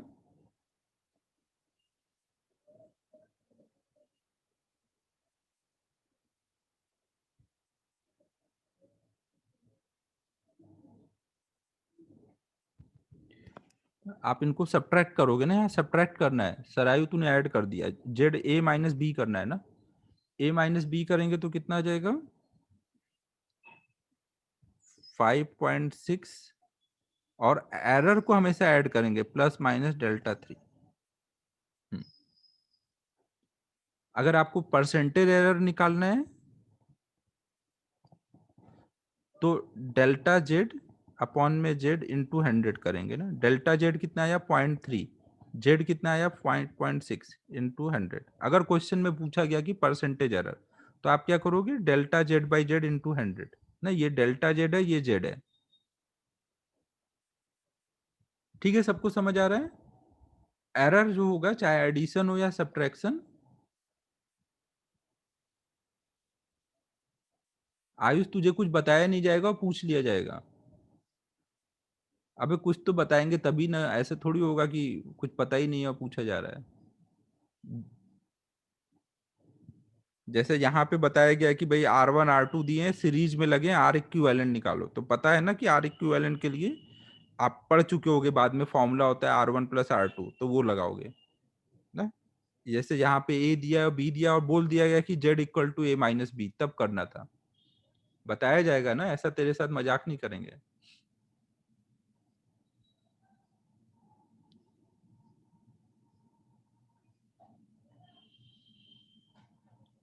अब नेक्स्ट हम लोग देख रहे हैं एरर का प्रोपोगेशन मल्टीप्लिकेशन के टाइम पर।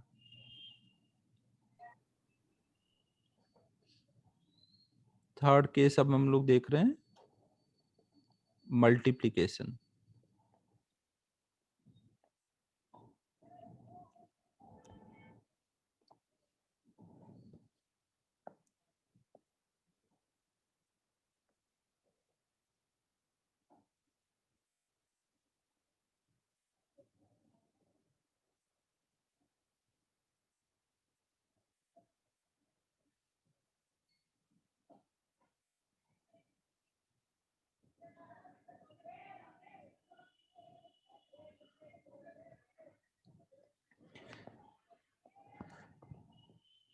अबे भावेश, सारी पॉसिबिलिटी लिख, जैसे लास्ट टाइम मैंने लिखी थी सारी पॉसिबिलिटी।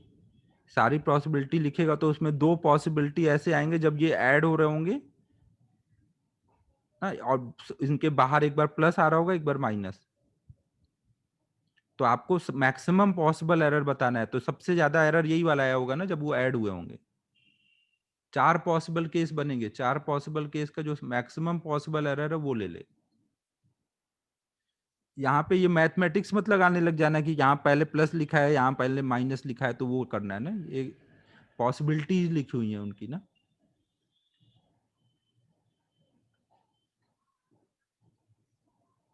हो गया ना, अभी समझ आ गया ना।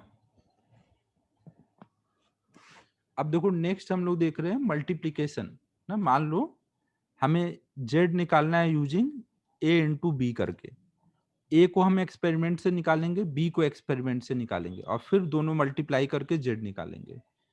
ए को जब हमने एक्सपेरिमेंट से निकाला तो ए की वैल्यू आई plus minus A plus delta A.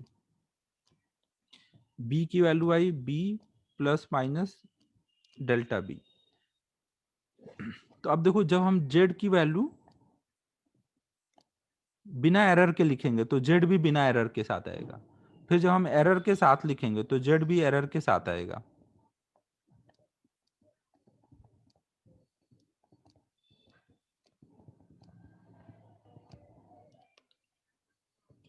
अब देखो, अब यहां पर अगर हम ए कॉमन कर दें तो ये हो जाएगा 1 plus minus delta A by ए।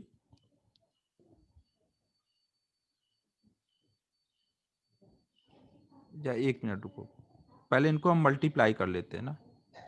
देखो इनको मल्टीप्लाई करेंगे तो क्या आएगा, ए into B plus minus A into delta B,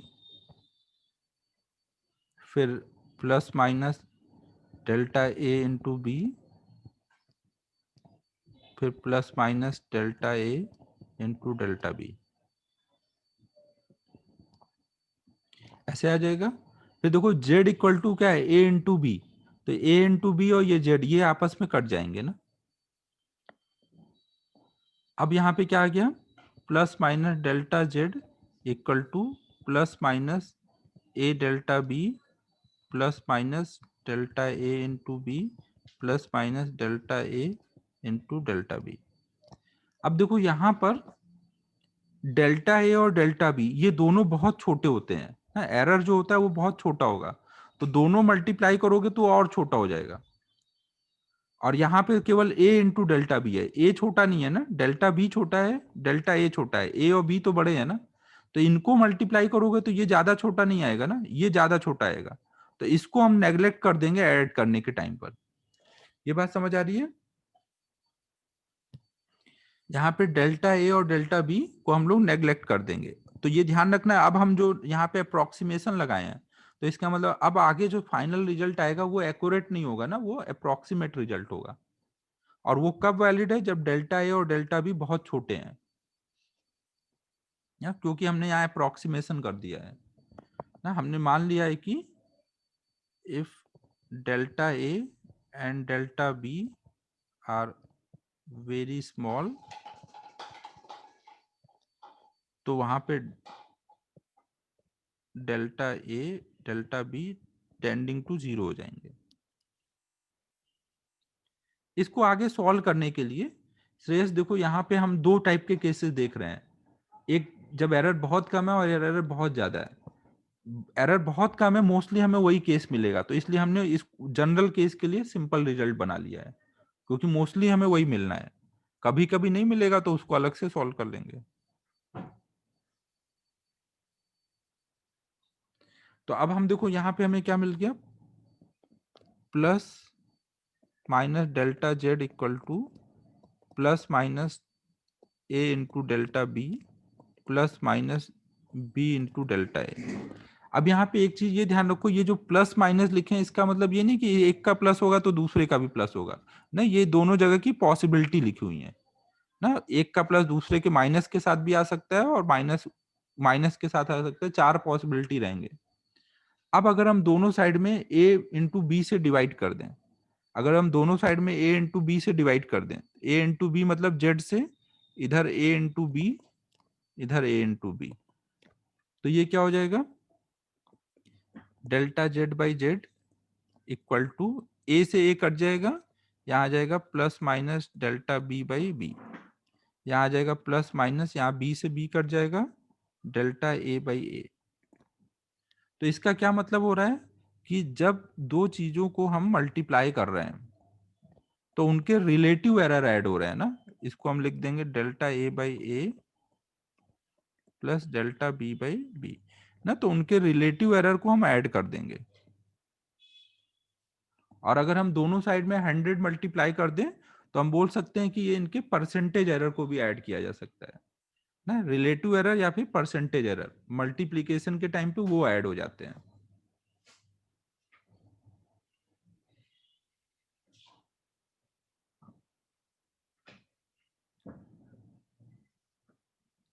जैसे मान लो कहीं पर a की वैल्यू है कुछ 10.2 प्लस माइनस 0.1, b की वैल्यू है कुछ 4.4 प्लस माइनस 0.1, और हमें z निकालना है यूजिंग a इंटू बी। तो find part 1 z delta Z by Z, part 3 delta Z. ये सब नोट करो फिर ये सॉल्व करो।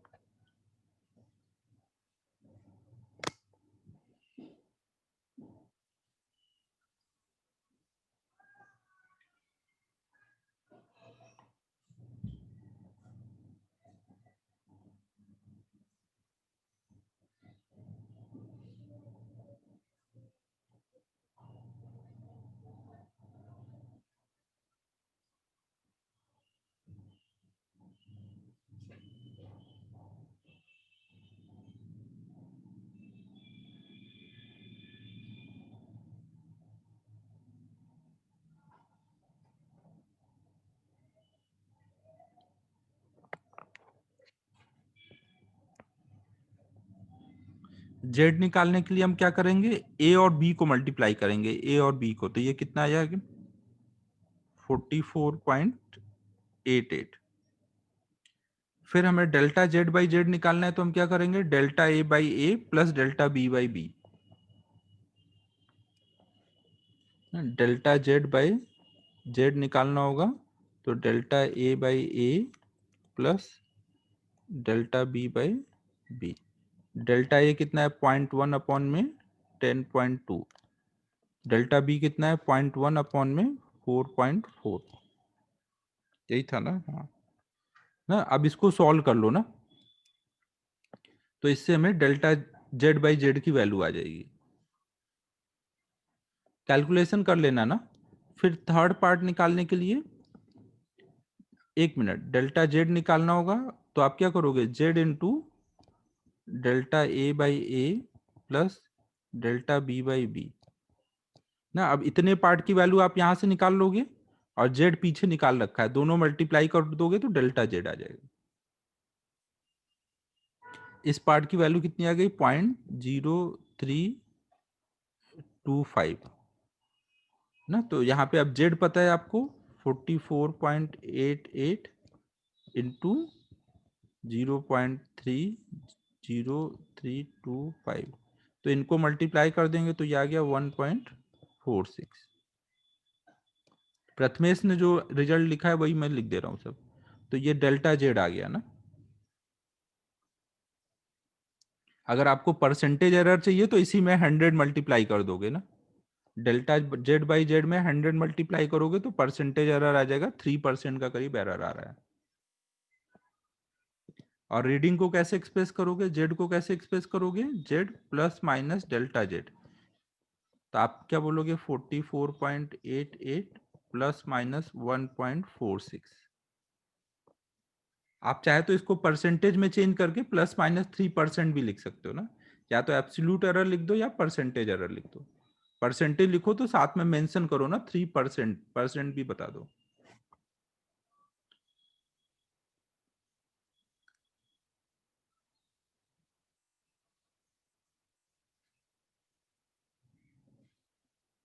सीधे किया तो 1.48 आया मतलब। अच्छा यहीं पे कैलकुलेट किया, तो यहाँ पे वही आपने अप्रोक्सीमेशन कर दिया होगा ना। यहाँ आपने इसको पूरा आगे तक नहीं लिया होगा ना, बीच में वैल्यू छोड़ दी होगी ना। ये आगे तक आया था ना, डेसिमल के कई डिजिट तक था। वो आप देख लो, कैलकुलेशन करना है वो, जितना हो सके अप्रोक्सीमेट कम करो तो बेटर होगा।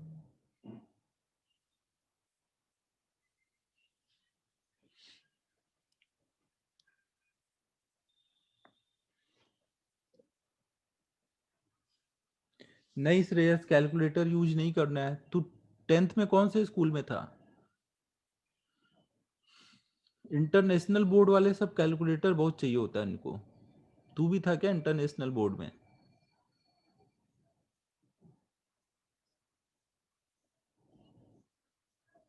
कैलकुलेटर की आदत एकदम भी नहीं डालनी है।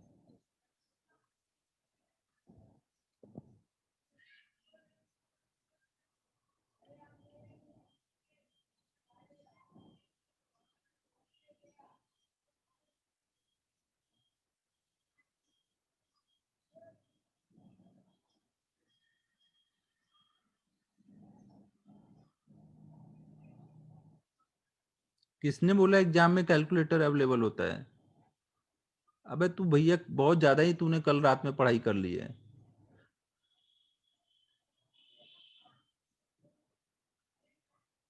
कुछ भी बातें कर रहा है अब।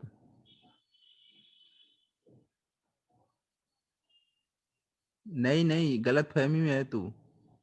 स्क्रीन लॉक हो जाती है जब एग्जाम चलता है तो।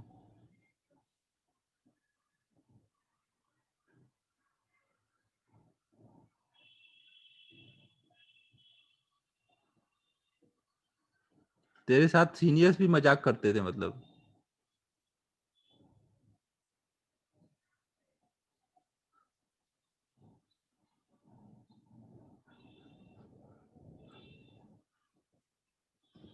यार उन्होंने हो सकता है सैट वैट का एग्जाम दिया हो, सैट वगैरह में ऐसा होता है, जो फॉरेन वाले एग्जाम होते हैं वो लोग अलाउ करते हैं ना, इंडिया वाले अलाउ नहीं करते कैलकुलेटर।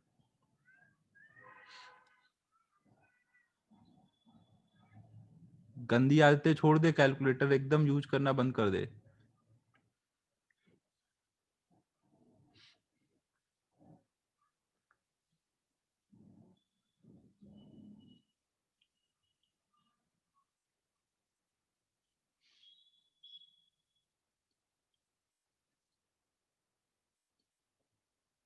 जल्दी जल्दी लिखो, मुझे अभी थोड़ा सा पढ़ाना है और आधा घंटा ही बचा हुआ है, फिर नहीं तो एक्स्ट्रा क्लास बुलानी पड़ेगी।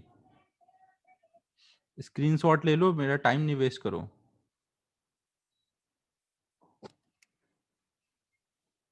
अब बच्चों स्क्रीनशॉट ले लेना, मुझे पढ़ाने दो ना, नहीं तो चाहे तो बाद में लिख लेना वीडियो से।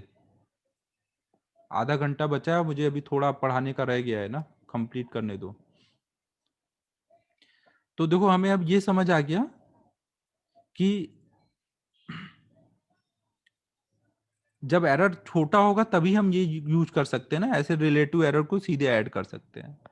यहाँ पे देखो एक चीज और थी, ये जो हमने डिराइव किया, छोटे एरर के लिए हम सीधे भी डिराइव कर सकते थे, जैसे z equal to A into B है, तो दोनों साइड लॉग ले लो, इसको अब लिख सकते हो L N Z equal to L N A plus L N B.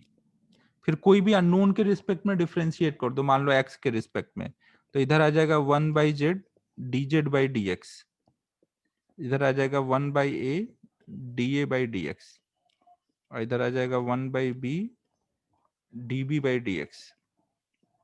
फिर dx दोनों साइड से कैंसिल कर दो ना, ये अननोन को कैंसिल कर दो, तो ये आ जाएगा dz/z equal to dA/a plus dB/b। तो देख लो dA dB dz ये क्या है, स्मॉल चेंज है ना, स्मॉल चेंज को वही आप एरर बोल सकते हो। तो स्मॉल चेंज के लिए आप डायरेक्ट इनको ऐसे रिलेट कर सकते हो, उनके रिलेटिव एरर को ऐड कर सकते हो या फिर उनके परसेंटेज एरर को। लेकिन बड़े चेंजेस के लिए ये चीज नहीं होगी ना, बड़ा अगर एरर है तो वहां delta A into delta B neglect नहीं हो रहा होगा ना। ठीक है, यहां तक सबको क्लियर है, ये नोट कर लो, स्क्रीनशॉट ले लो। फिर अब डिवीजन बचा है, फिर मल्टीप्लीकेशन डिवीजन का कॉम्बिनेशन बचा है।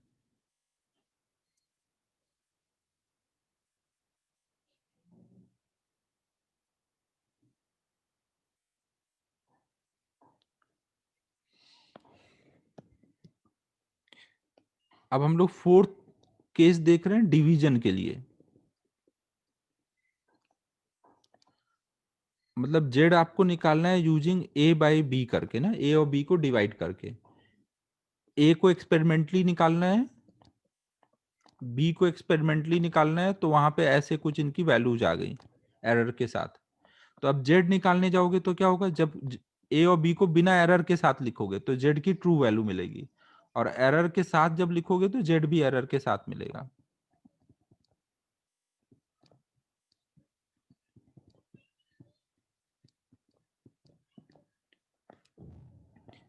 ए को कॉमन कर लो ऊपर से, तो ये हो जाएगा 1 plus minus delta A by A, और बी को कॉमन कर लो तो ये हो जाएगा बी, और इधर से जेड को कॉमन कर लो तो 1 plus minus delta Z by Z.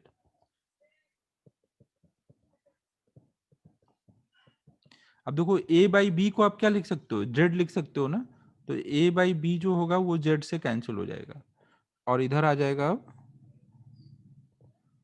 1 plus minus delta Z by Z equal to 1 plus minus delta A by A into 1 plus minus delta B by B power में -1 ना, इस नीचे वाले पार्ट को ऊपर लेके गए ना। फिर देखो आप ये एक चीज ध्यान रखो कि कभी भी 1 प्लस एक्स के पावर n आ जाए और उसमें अगर x 1 से बहुत छोटा है तो आप इसको डायरेक्ट लिख सकते हो 1 प्लस एन एक्स। जैसे मान लो आपको लिखना है 1.01 के पावर में 3 को सॉल्व करना है, तो आप इसको ऐसे लिख सकते हो 1 प्लस 0.01 के पावर में 3। अब ये 1 से बहुत छोटा है तो इसको आप डायरेक्ट लिख सकते हो 1 प्लस 3 इंटू 0.01, तो आ जाएगा 1 प्लस 0.03, मतलब 1.03 ना। ये मैथ में एक चैप्टर आएगा बायनोमियल थ्योरम ना, वहां पे सिखाया जाएगा ये चीज। तो ये समझो, आप कैलकुलेट करके देखो 1.01 का पावर 3 तो लगभग इतना ही आ रहा होगा ना। ये जल्दी सॉल्व करने का तरीका है। ये बात समझ आ रही है?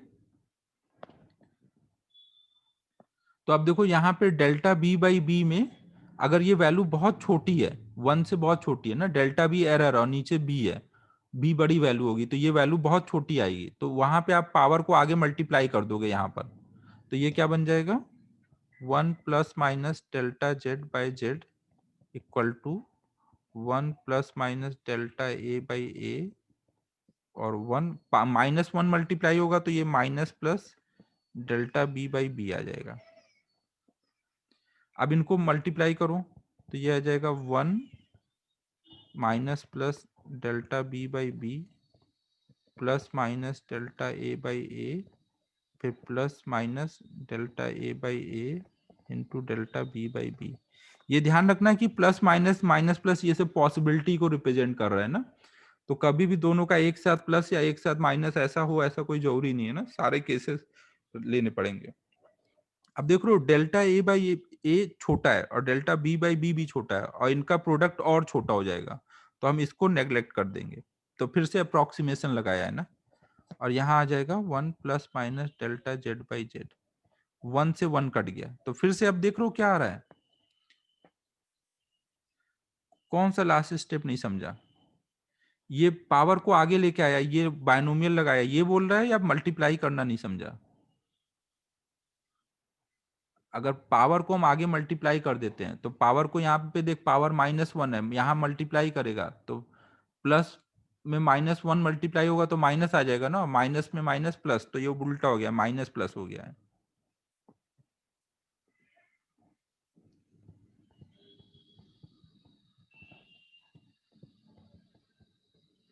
फिर हम सारी पॉसिबिलिटी लेंगे तो मैक्सिमम पॉसिबल एरर कितना मिलेगा, delta A by A plus delta B by B ना, यहाँ सारी पॉसिबिलिटी सोचनी है, तो उससे क्या हुआ, डिवीजन के टाइम पे भी जो एरर है वो क्या हो रहा है, डिवीजन के टाइम पे भी जो रिलेटिव एरर है वो ऐड हो जाएगा ना, चाहे मल्टीप्लीकेशन हो या डिवीजन, रिलेटिव एरर को हमेशा ऐड कर देना है।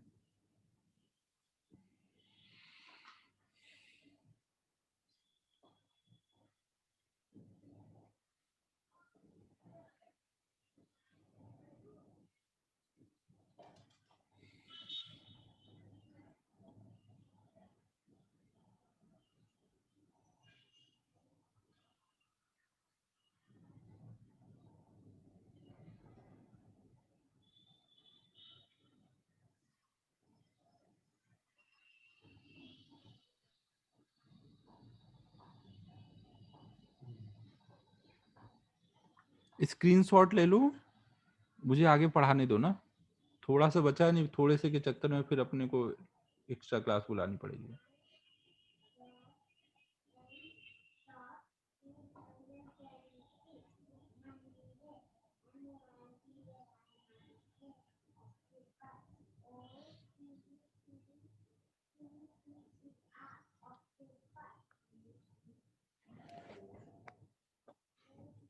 लिखने का अगर कोई कोई रह जा रहा है तो वीडियो देख के बाद में लिख लेना ना। अब देखो यहाँ पे हमें एक चीज समझ आ गई कि चाहे डिवीजन हो या मल्टीप्लिकेशन, रिलेटिव एरर हमेशा ऐड होंगे, रिलेटिव एरर ऐड होंगे मतलब दोनों साइड 100 मल्टीप्लाई कर दो, परसेंटेज एरर भी हमेशा ऐड होंगे। अब एक चीज, अब कुछ कुछ छोटे छोटे से कॉन्सेप्ट देखते हैं, जैसे मान लो z इक्वल टू है ए स्क्वायर, ए को अगर हम एक्सपेरिमेंटली निकाल रहे हैं, ए की वैल्यू आ रही है ए प्लस, ए की value A plus minus delta ए, तो जेड को आप क्या बोलोगे, आप जेड को बोल सकते हो ए इंटू ए ना, ए बी की जगह भी यहाँ पे क्या है, ए स्क्वायर को क्या लिख सकते हो, ए इंटू ए, तो डेल्टा जेड बाई जेड कितना आएगा, इसका एरर मतलब relative error delta A by A, और बी मतलब यहाँ पे ए ही है ना, तो डेल्टा ए बाई ए, तो ये कितना आ जाएगा 2 डेल्टा ए बाई ए। मतलब आप क्या बोल सकते हो कि अगर कोई में पावर है तो पावर को आगे ले आओगे और एरर लिख दोगे, ठीक है, समझो, अगर आपको कहीं पर ऐसा है z equal to A cube, तो आप क्या लिखोगे, delta Z by Z equal to 3 into delta A by A. ये बात समझ आ रही है, स्मॉल एरर को आप डायरेक्ट ऐसे रिलेट कर दोगे ना, ए को लिख दो ए 3 बार और 3 बार उनके रिलेटिव एरर ऐड कर दो, तो यही आ जाएगा ना। ठीक है, समझ लो सभी लोग, पावर हमेशा आगे आ जाएगा ना। फिर अगर मान लो कहीं पे z इक्वल टू है a इंटू बी का स्क्वायर, तो आप क्या लिखोगे यहाँ पर, इसको लिखोगे a इंटू बी, तो डेल्टा जेड बाई जेड कितना आएगा, delta A by A plus 2 delta B by B. Power आगे आ जाएगा और रिलेटिव एरर ऐड हो जाएंगे ना। और ये चीज केवल मल्टीप्लीकेशन में ही नहीं, डिवीजन होगा वहां पे भी चलेगा। ए स्क्वायर बी क्यूब सी के पावर 4 मान लो ऐसे है ना। और आपको पूछा जाए कि अगर मान लो ए में 1% का एरर है, बी में 1% का एरर है, सी में 2% का एरर है, तो जेड में कितने परसेंट का एरर आएगा, तो आप क्या करोगे।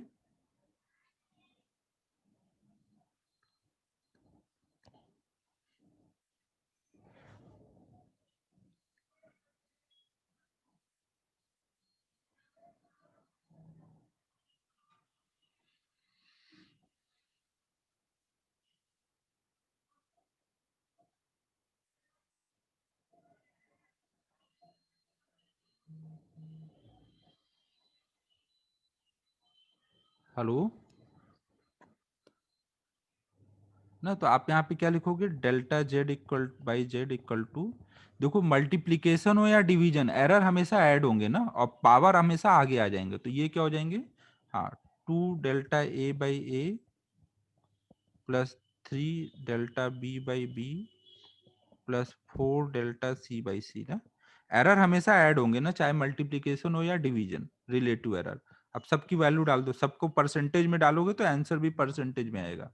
तो 2 into delta A by A की value 1%, delta D B by B की 1% और डेल्टा सी बाई सी की 2%। तो ये कितना आ जा रहा है, टोटल 8 प्लस 5 13% का टोटल एरर आ जा रहा है।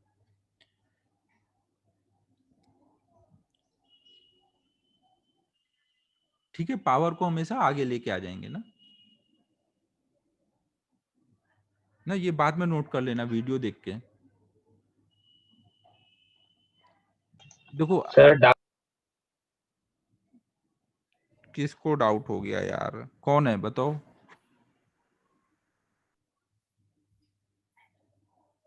क्या डाउट है, किसको डाउट है। अबे सिद्धेश, क्या डाउट है, बोलो जल्दी। सर वो लास्ट स्लाइड में जीरो कैसे हुआ।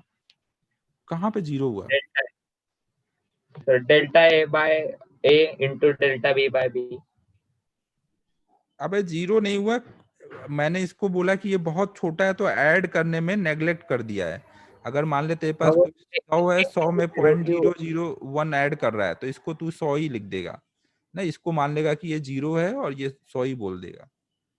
बहुत छोटी चीज को ऐड करने में नेग्लेक्ट कर देते हैं, समझ रहे हैं ना, एडिशन के टाइम में छोटी चीज नेग्लेक्ट हो जाती है। ठीक है बच्चों, तो यहाँ तक सबको क्लियर है कि पावर को आगे ले आते हैं, और चाहे मल्टीप्लीकेशन हो या डिवीजन, रिलेटिव एरर हमेशा ऐड हो जाते हैं। क्यों ऐसा है, क्योंकि एरर हम हमेशा मैक्सिमम पॉसिबल बताते हैं। तो अगर पॉसिबिलिटी है एक बार ऐड होने की, एक बार सब्ट्रैक्ट होने की, तो हम ऐड वाला बताएंगे। अब दो कॉन्सेप्ट और छोटे छोटे से बचे हुए हैं, जल्दी मैं करा देता हूं क्वेश्चन के फॉर्म में। मान लो कहीं पे काइनेटिक एनर्जी जो है वो होती है हाफ एम वी स्क्वायर ना। काइनेटिक एनर्जी हम आगे पढ़ेंगे ना, तो अभी मान लो होती है ऐसी हाफ एम वी स्क्वायर। अगर हम ऊपर नीचे m से मल्टीप्लाई कर दें तो ये हो जाएगा m इंटू वी का स्क्वायर अपॉन में 2m। m इंटू वी को मोमेंटम बोलते हैं और उसको p से लिखते हैं, तो p स्क्वायर बाई 2m हम बोलते हैं काइनेटिक एनर्जी होती है। ठीक है, मोमेंटम का स्क्वायर बाई 2m को हम काइनेटिक एनर्जी बोलते हैं। तो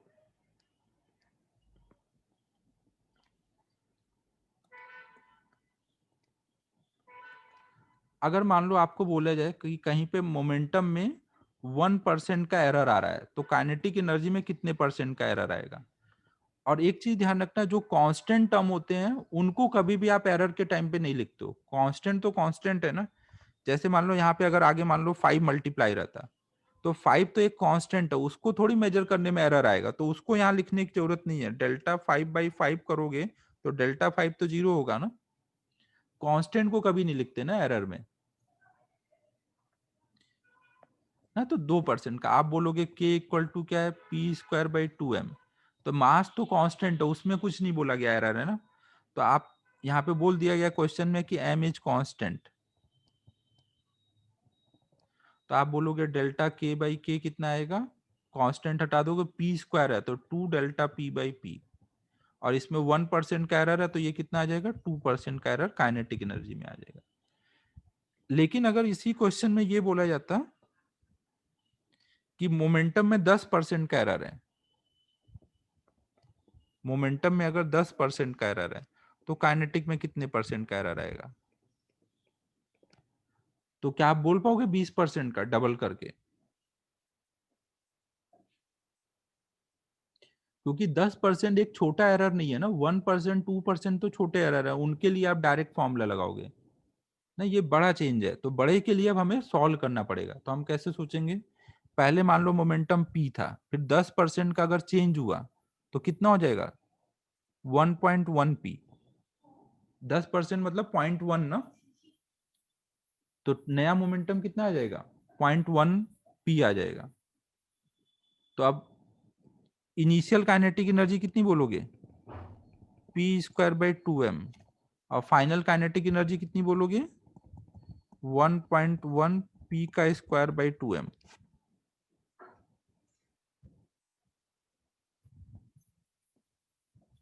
समझो ना, अगर p में 10% का चेंज आया तो k में कितने परसेंट का चेंज आएगा। अबे p का 10% मतलब कितना हुआ, 1.1p हुआ ना। 10% कैसे निकालेगा, 10/100 इंटू p का 10% ऐसे निकालेंगे तो कितना आएगा। तो अब 10% चेंज किया तो पहले से p था और 0.1p और आ गया, तो टोटल कितना हुआ, 1.1p। तो अब देखो इसकी वैल्यू सॉल्व करोगे तो कितना आएगा, 1.1 का स्क्वायर करोगे तो आएगा 1.21 p²/2m। तो अब k में चेंज निकालना है, तो आप k में चेंज कितना बोलोगे, दोनों को सब्ट्रैक्ट कर दोगे।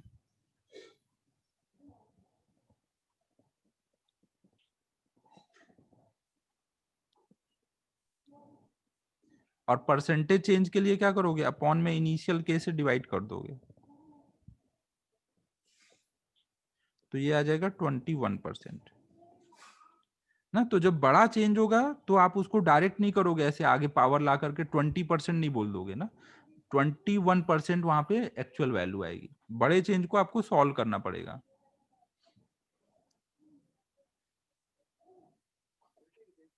नहीं, कुछ समझ आया मैं क्या बोल रहा हूँ। दूसरी जगह नहीं ना। हर्षित ठाकरे म्यूट रखो। बड़े चेंज के लिए हमें फिर अप्रोक्सीमेशन जो हमने छोड़ा था लास्ट टाइम पे उसको लेके चलना पड़ेगा।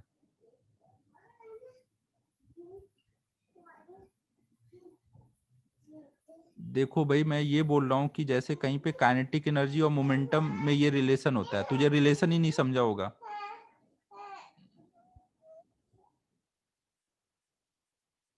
देख, इसको बोलते हैं काइनेटिक एनर्जी। काइनेटिक एनर्जी का फॉर्मूला होता है ½ mv²। फिर ये m×v को मोमेंटम बोलते हैं। ये समझ आ गया है। अब देखो p में अगर कुछ चेंज करोगे, चेंज को एक तरह से आप एरर इमेजिन कर सकते हो ना, कि अगर p को हमने चेंज किया और p में 1% का कुछ चेंज हुआ, मतलब 1% का एरर आया, तो k में कितने परसेंट का चेंज, चेंज मतलब एक तरह से एरर। तो आप ऐसे डायरेक्ट रिलेट कर सकते हो स्मॉल चेंज को। लेकिन अगर 10% p में चेंज हुआ है, मतलब अगर मान लो p के मेजर करने में 10% का एरर है, तो k में कितने परसेंट का एरर आएगा।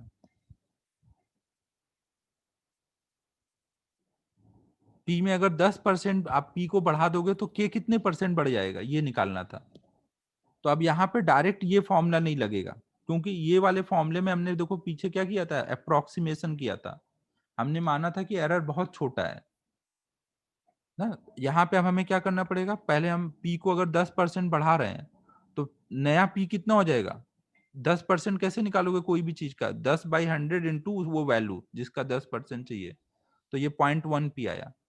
तो अगर p को आपने 10% बढ़ाया है तो कितना बढ़ाया, 0.1 p बढ़ाया, तो टोटल p कितना हो जाएगा, p plus 0.1 p, total p कितना हो जाएगा, p कॉमन कर दो, 1 प्लस 0.1 कितना आएगा, 1.1 p। तो पहले जब P था तब काइनेटिक एनर्जी कितनी थी, पहले जब P रहा होगा तब काइनेटिक एनर्जी बोलोगे p²/2m, फिर P को बढ़ा के कर दिया 1.1 P, तो नई काइनेटिक एनर्जी कितनी हो जाएगी 1.1 P, नया P का स्क्वायर/2m ना, इस फॉर्मूले में नया वाला P डाल दो, तो ये नई काइनेटिक एनर्जी है, ये पहले की काइनेटिक एनर्जी, फिर इनका डिफरेंस ले लो, डिफरेंस लोगे तो उतना का चेंज आ रहा है ना, के कितना बढ़ गया वो मिल गया, फिर इनिशियल के से डिवाइड कर दो तो परसेंटेज चेंज आ जाएगा। कुछ हुआ क्लियर? प्रथम, पार्थ, भावेश,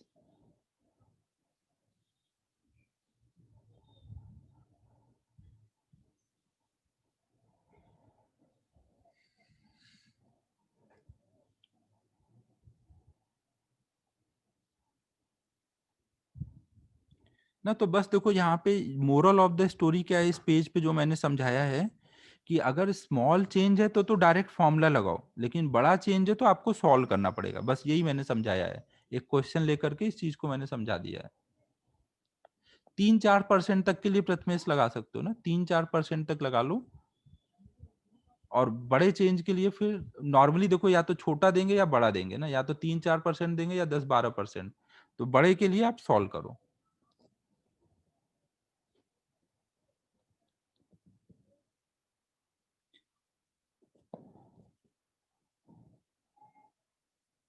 अब एक लास्ट कॉन्सेप्ट और बचा हुआ है, बस वो हो जाएगा तो ये कंप्लीट हो जाएगा। देखो अब लास्ट कॉन्सेप्ट में हमें ये देखना है कि एरर मतलब क्या होता है, उनके स्मॉल चेंज को रिलेट करना है ना। कोई भी चीज में एरर मतलब क्या है, जैसे कोई जेड है, जेड में एरर मतलब उसका स्मॉल चेंज डी जेड ना, जेड में जो डी जेड होगा उसी को आप एरर बोल सकते हो। तो फिर सॉल्व ही करना पड़ेगा श्रेयस, अगर एक का 10 है एक का 1 है तो सॉल्व करोगे बिना अप्रोक्सीमेट लिए हुए, तो वही करना पड़ेगा।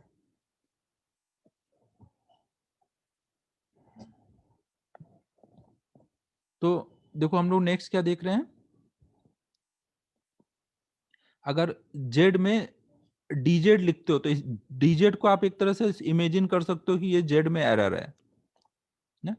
तो कभी भी कोई रिलेशन लिखा है, आपने कुछ डिफरेंशिएट किया तो डीजेड आया तो उसको आप एरर मान के आप सोच सकते हो ना, क्योंकि ये जेड डीजेड क्या है, जेड में हल्का सा चेंज, एरर भी क्या होता है, जो एक्चुअल वैल्यू में हल्का सा चेंज हो जाता है, वही एरर है ना। तो ऐसे हम लोग सॉल्विंग में सोचते हैं कि कभी डीजेड निकाला तो उसको हम एरर मान लेते हैं। अब देखो हमने 4 केसेस देखे हैं, हमने देखा एडिशन में निकालना एरर, सब्ट्रैक्शन में निकालना देखा, मल्टीप्लिकेशन में देखा, और डिवीजन में देखा। अब देखो मैथमेटिकल ऑपरेशन केवल ऐसा नहीं है कि इन 4 टाइप के ही होते हैं, मैथमेटिकल ऑपरेशन कैसे भी आ सकते हैं। जैसे मान लो अगर 2 रेसिस्टेंस पैरेलल में लगे होंगे तो वहां पे क्या रिलेशन आएगा, 1/R1 प्लस 1/R2 ना, ऐसा हो सकता है। या फिर कहीं पे हो सकता है आप मान लो थीटा निकाल लो और Z equal to tan theta है ना, आप थीटा निकाल के tan लगाओगे तो उससे जेड मिलेगा, और थीटा मेजर करके निकाल लो और फिर जेड बताना है। तो कोई जरूरी नहीं कि हमेशा आपको क्या मिले, ये 4 ही तरीके के मैथमेटिकल ऑपरेशन मिले। तो हम जनरल तरीका क्या ध्यान रखेंगे कि कहीं पे भी एरर निकालना है, कोई भी मैथमेटिकल ऑपरेशन आ जाए तो वहां पे हम डिफरेंशिएशन यूज करेंगे। अब जैसे आर में जो डी आर आएगा उसको एरर मान लेंगे, जेड में जो डी जेड आएगा उसको एरर मान लेंगे। तो जैसे यहाँ पे एरर रिलेट करना है तो हम क्या करेंगे, दोनों साइड डिफरेंशिएट कर देंगे। अब पहले वाले में हम क्या करेंगे, 1/, दोनों साइड में हम कोई एक्स के रिस्पेक्ट में मान लो डिफरेंशिएट कर देंगे ना। मान लो हमारा क्वेश्चन ये है कि दो रेसिस्टेंस पैरेलल में कनेक्टेड है,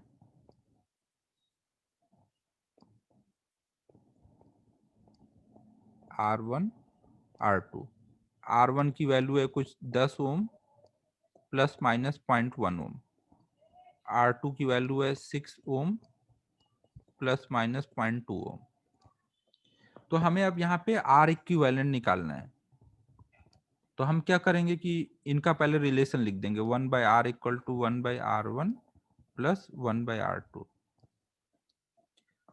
अब जब हम R1 R2 को बिना एरर के लिखेंगे तो R की वैल्यू भी बिना एरर के साथ आ जाएगी। तो ये कितनी आ जाएगी, R की वैल्यू आ जाएगी R1 R2 मतलब 10 into 6 upon R1 plus R2, तो 60/16। तो R की वैल्यू आ गई कुछ 15/4। सही किया है ना, एक बार कैलकुलेशन देख लो ना। तो ये R की वैल्यू आ गई। फिर हमें पूछा जाए कि यहाँ पे R में एरर कितने का आया है, इस R में एरर कितने का है। ये फॉर्मूला होता है, ये अभी आपको मान लो कि होता है ना, ये सब आगे पढ़ाया जाएगा ना। अभी बस हम लोग एरर पे फोकस कर रहे हैं कि एरर कैसे निकालते हैं। तो अब यहाँ पे हम क्या करेंगे, हम लोग यहाँ पे डिफ्रेंशिएट कर देंगे। हमें R में DR निकालना है। अगर DR आ जाएगा तो वही क्या होगा, R का एरर होगा ना। R में जो DR आएगा वो R का एरर होगा। तो हम क्या कर देंगे, यहाँ पे दोनों साइड डिफ्रेंशिएट करेंगे। इसको हम लिख देंगे R के पावर -1, तो ये जाएगा D, और कोई भी अननोन के रिस्पेक्ट में डिफ्रेंशिएट कर दो।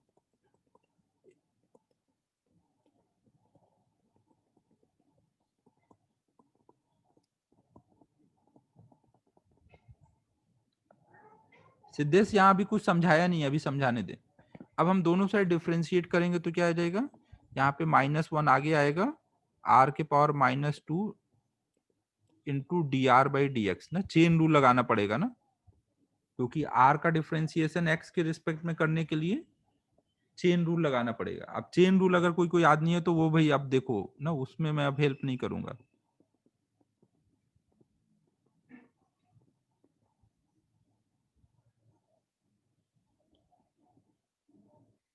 यहाँ पे आ जाएगा -1 R2 के पावर -2 dr2/dx। अब dx हर जगह से कॉमन होके कट जाएगा, -1 हर जगह से कॉमन होके कट जाएगा। तो यहाँ आ जाएगा 1/r² into dr equal to dr1/r1² प्लस dr2/r2²। अब आपको देखो dr1 पता है और r1 पता है, dr2 पता है, r2 पता है, और r निकाल लिया है, तो अब dr आ जाएगा। अब यहाँ पे क्या लिख दोगे, dr इक्वल टू r की वैल्यू है 3.75 का स्क्वायर, dr1 मतलब r1 में एरर, r1 में एरर कितना है 0.1 अपॉन में r1 का स्क्वायर प्लस dr2 है 0.2 अपॉन r2 मतलब 6। अब इस पूरे को सॉल्व करोगे तो dr आ जाएगा। अब dr पता है, r पता है, सब कुछ सॉल्व हो गया। समझ आ रहा है, जहां पे ना तो एडिशन है, ना सब्ट्रैक्शन है, ना मल्टीप्लीकेशन है, ना डिवीजन है, वहां पे आप क्या करते हो, डिफरेंशिएशन यूज करके एरर निकालते हो। डिफरेंशिएशन लगाना है वहां पे ना। तो एक ये एग्जांपल और समझा देता हूं, बस फिर खत्म हो जाएगा ना। ये सब वीडियो देख के नोट कर लेना, अभी नोट करने का टाइम नहीं दे रहा हूं, 1 मिनट बस और लिख जाओ, अभी ये होने के बाद दे दूंगा ना। मान लो z इक्वल टू है tan थीटा। आपने एक्सपेरिमेंट करके क्या निकाला है, थीटा निकाला है ना। थीटा की वैल्यू मान लो आइए कुछ π/4 प्लस माइनस 0.1 ना। तो हमें z बताना है एरर के साथ। तो आप क्या करोगे, जब इसकी वैल्यू डाल दोगे z की, थीटा की वैल्यू, तो z आ जाएगा। बिना एरर के साथ जब डालोगे तो z भी बिना एरर के साथ आ गया। अब z में एरर चाहिए, तो एरर के लिए क्या करोगे, दोनों साइड डिफरेंशिएट कर दो ना। dz/dx equal to d/dx tan theta. तो जो dz आएगा यही अपना एरर हो जाएगा ना। अब इसको चेन रूल लगा लेंगे, नीचे d थीटा ले लेंगे। अब tan थीटा का थीटा के रिस्पेक्ट में डिफरेंशिएशन sec² थीटा। वो भी चलेगा, आपको उनके dz और d थीटा को रिलेट करना है। इसको बोलेंगे ये d थीटा है और आपको dz निकालना है ना, वो भी चलेगा ना, उससे भी वही आएगा। तो ये कट गया, तो हमारा dz मतलब एरर कितना आ जाएगा, sec square theta into D theta. Sec square theta की वैल्यू डाल दो, पाई बाई 4 डालोगे तो सेक स्क्वायर थीटा कितना आएगा ना, √2 का स्क्वायर। डी थीटा कितना है 0.1, तो ये 2 इंटू 0.1 ना, डी थीटा को एरर मानोगे तो ये आ जाएगा 0.2। तो ये dz जो है ये z में एरर है, तो z कितना बोलोगे 1 प्लस माइनस 0.2 ना, ये हमने एरर के साथ z निकाल लिया। तो सबको समझ आ रहा है मैं क्या समझाना चाह रहा हूं, कि अगर प्लस माइनस सब्ट्रैक्शन मल्टीप्लिकेशन, मतलब ये जो 4 मैथमेटिकल ऑपरेशन है उसके अलावा अगर कुछ आता है तो वहां पे हम डिफरेंशिएशन यूज करेंगे और dz को एरर मान लेंगे ना। अब अगर इधर थीटा है तो d थीटा एरर हो जाएगा, r1 r2 है तो dr1 dr2 एरर हो जाएगा, फिर रिलेट कर देंगे।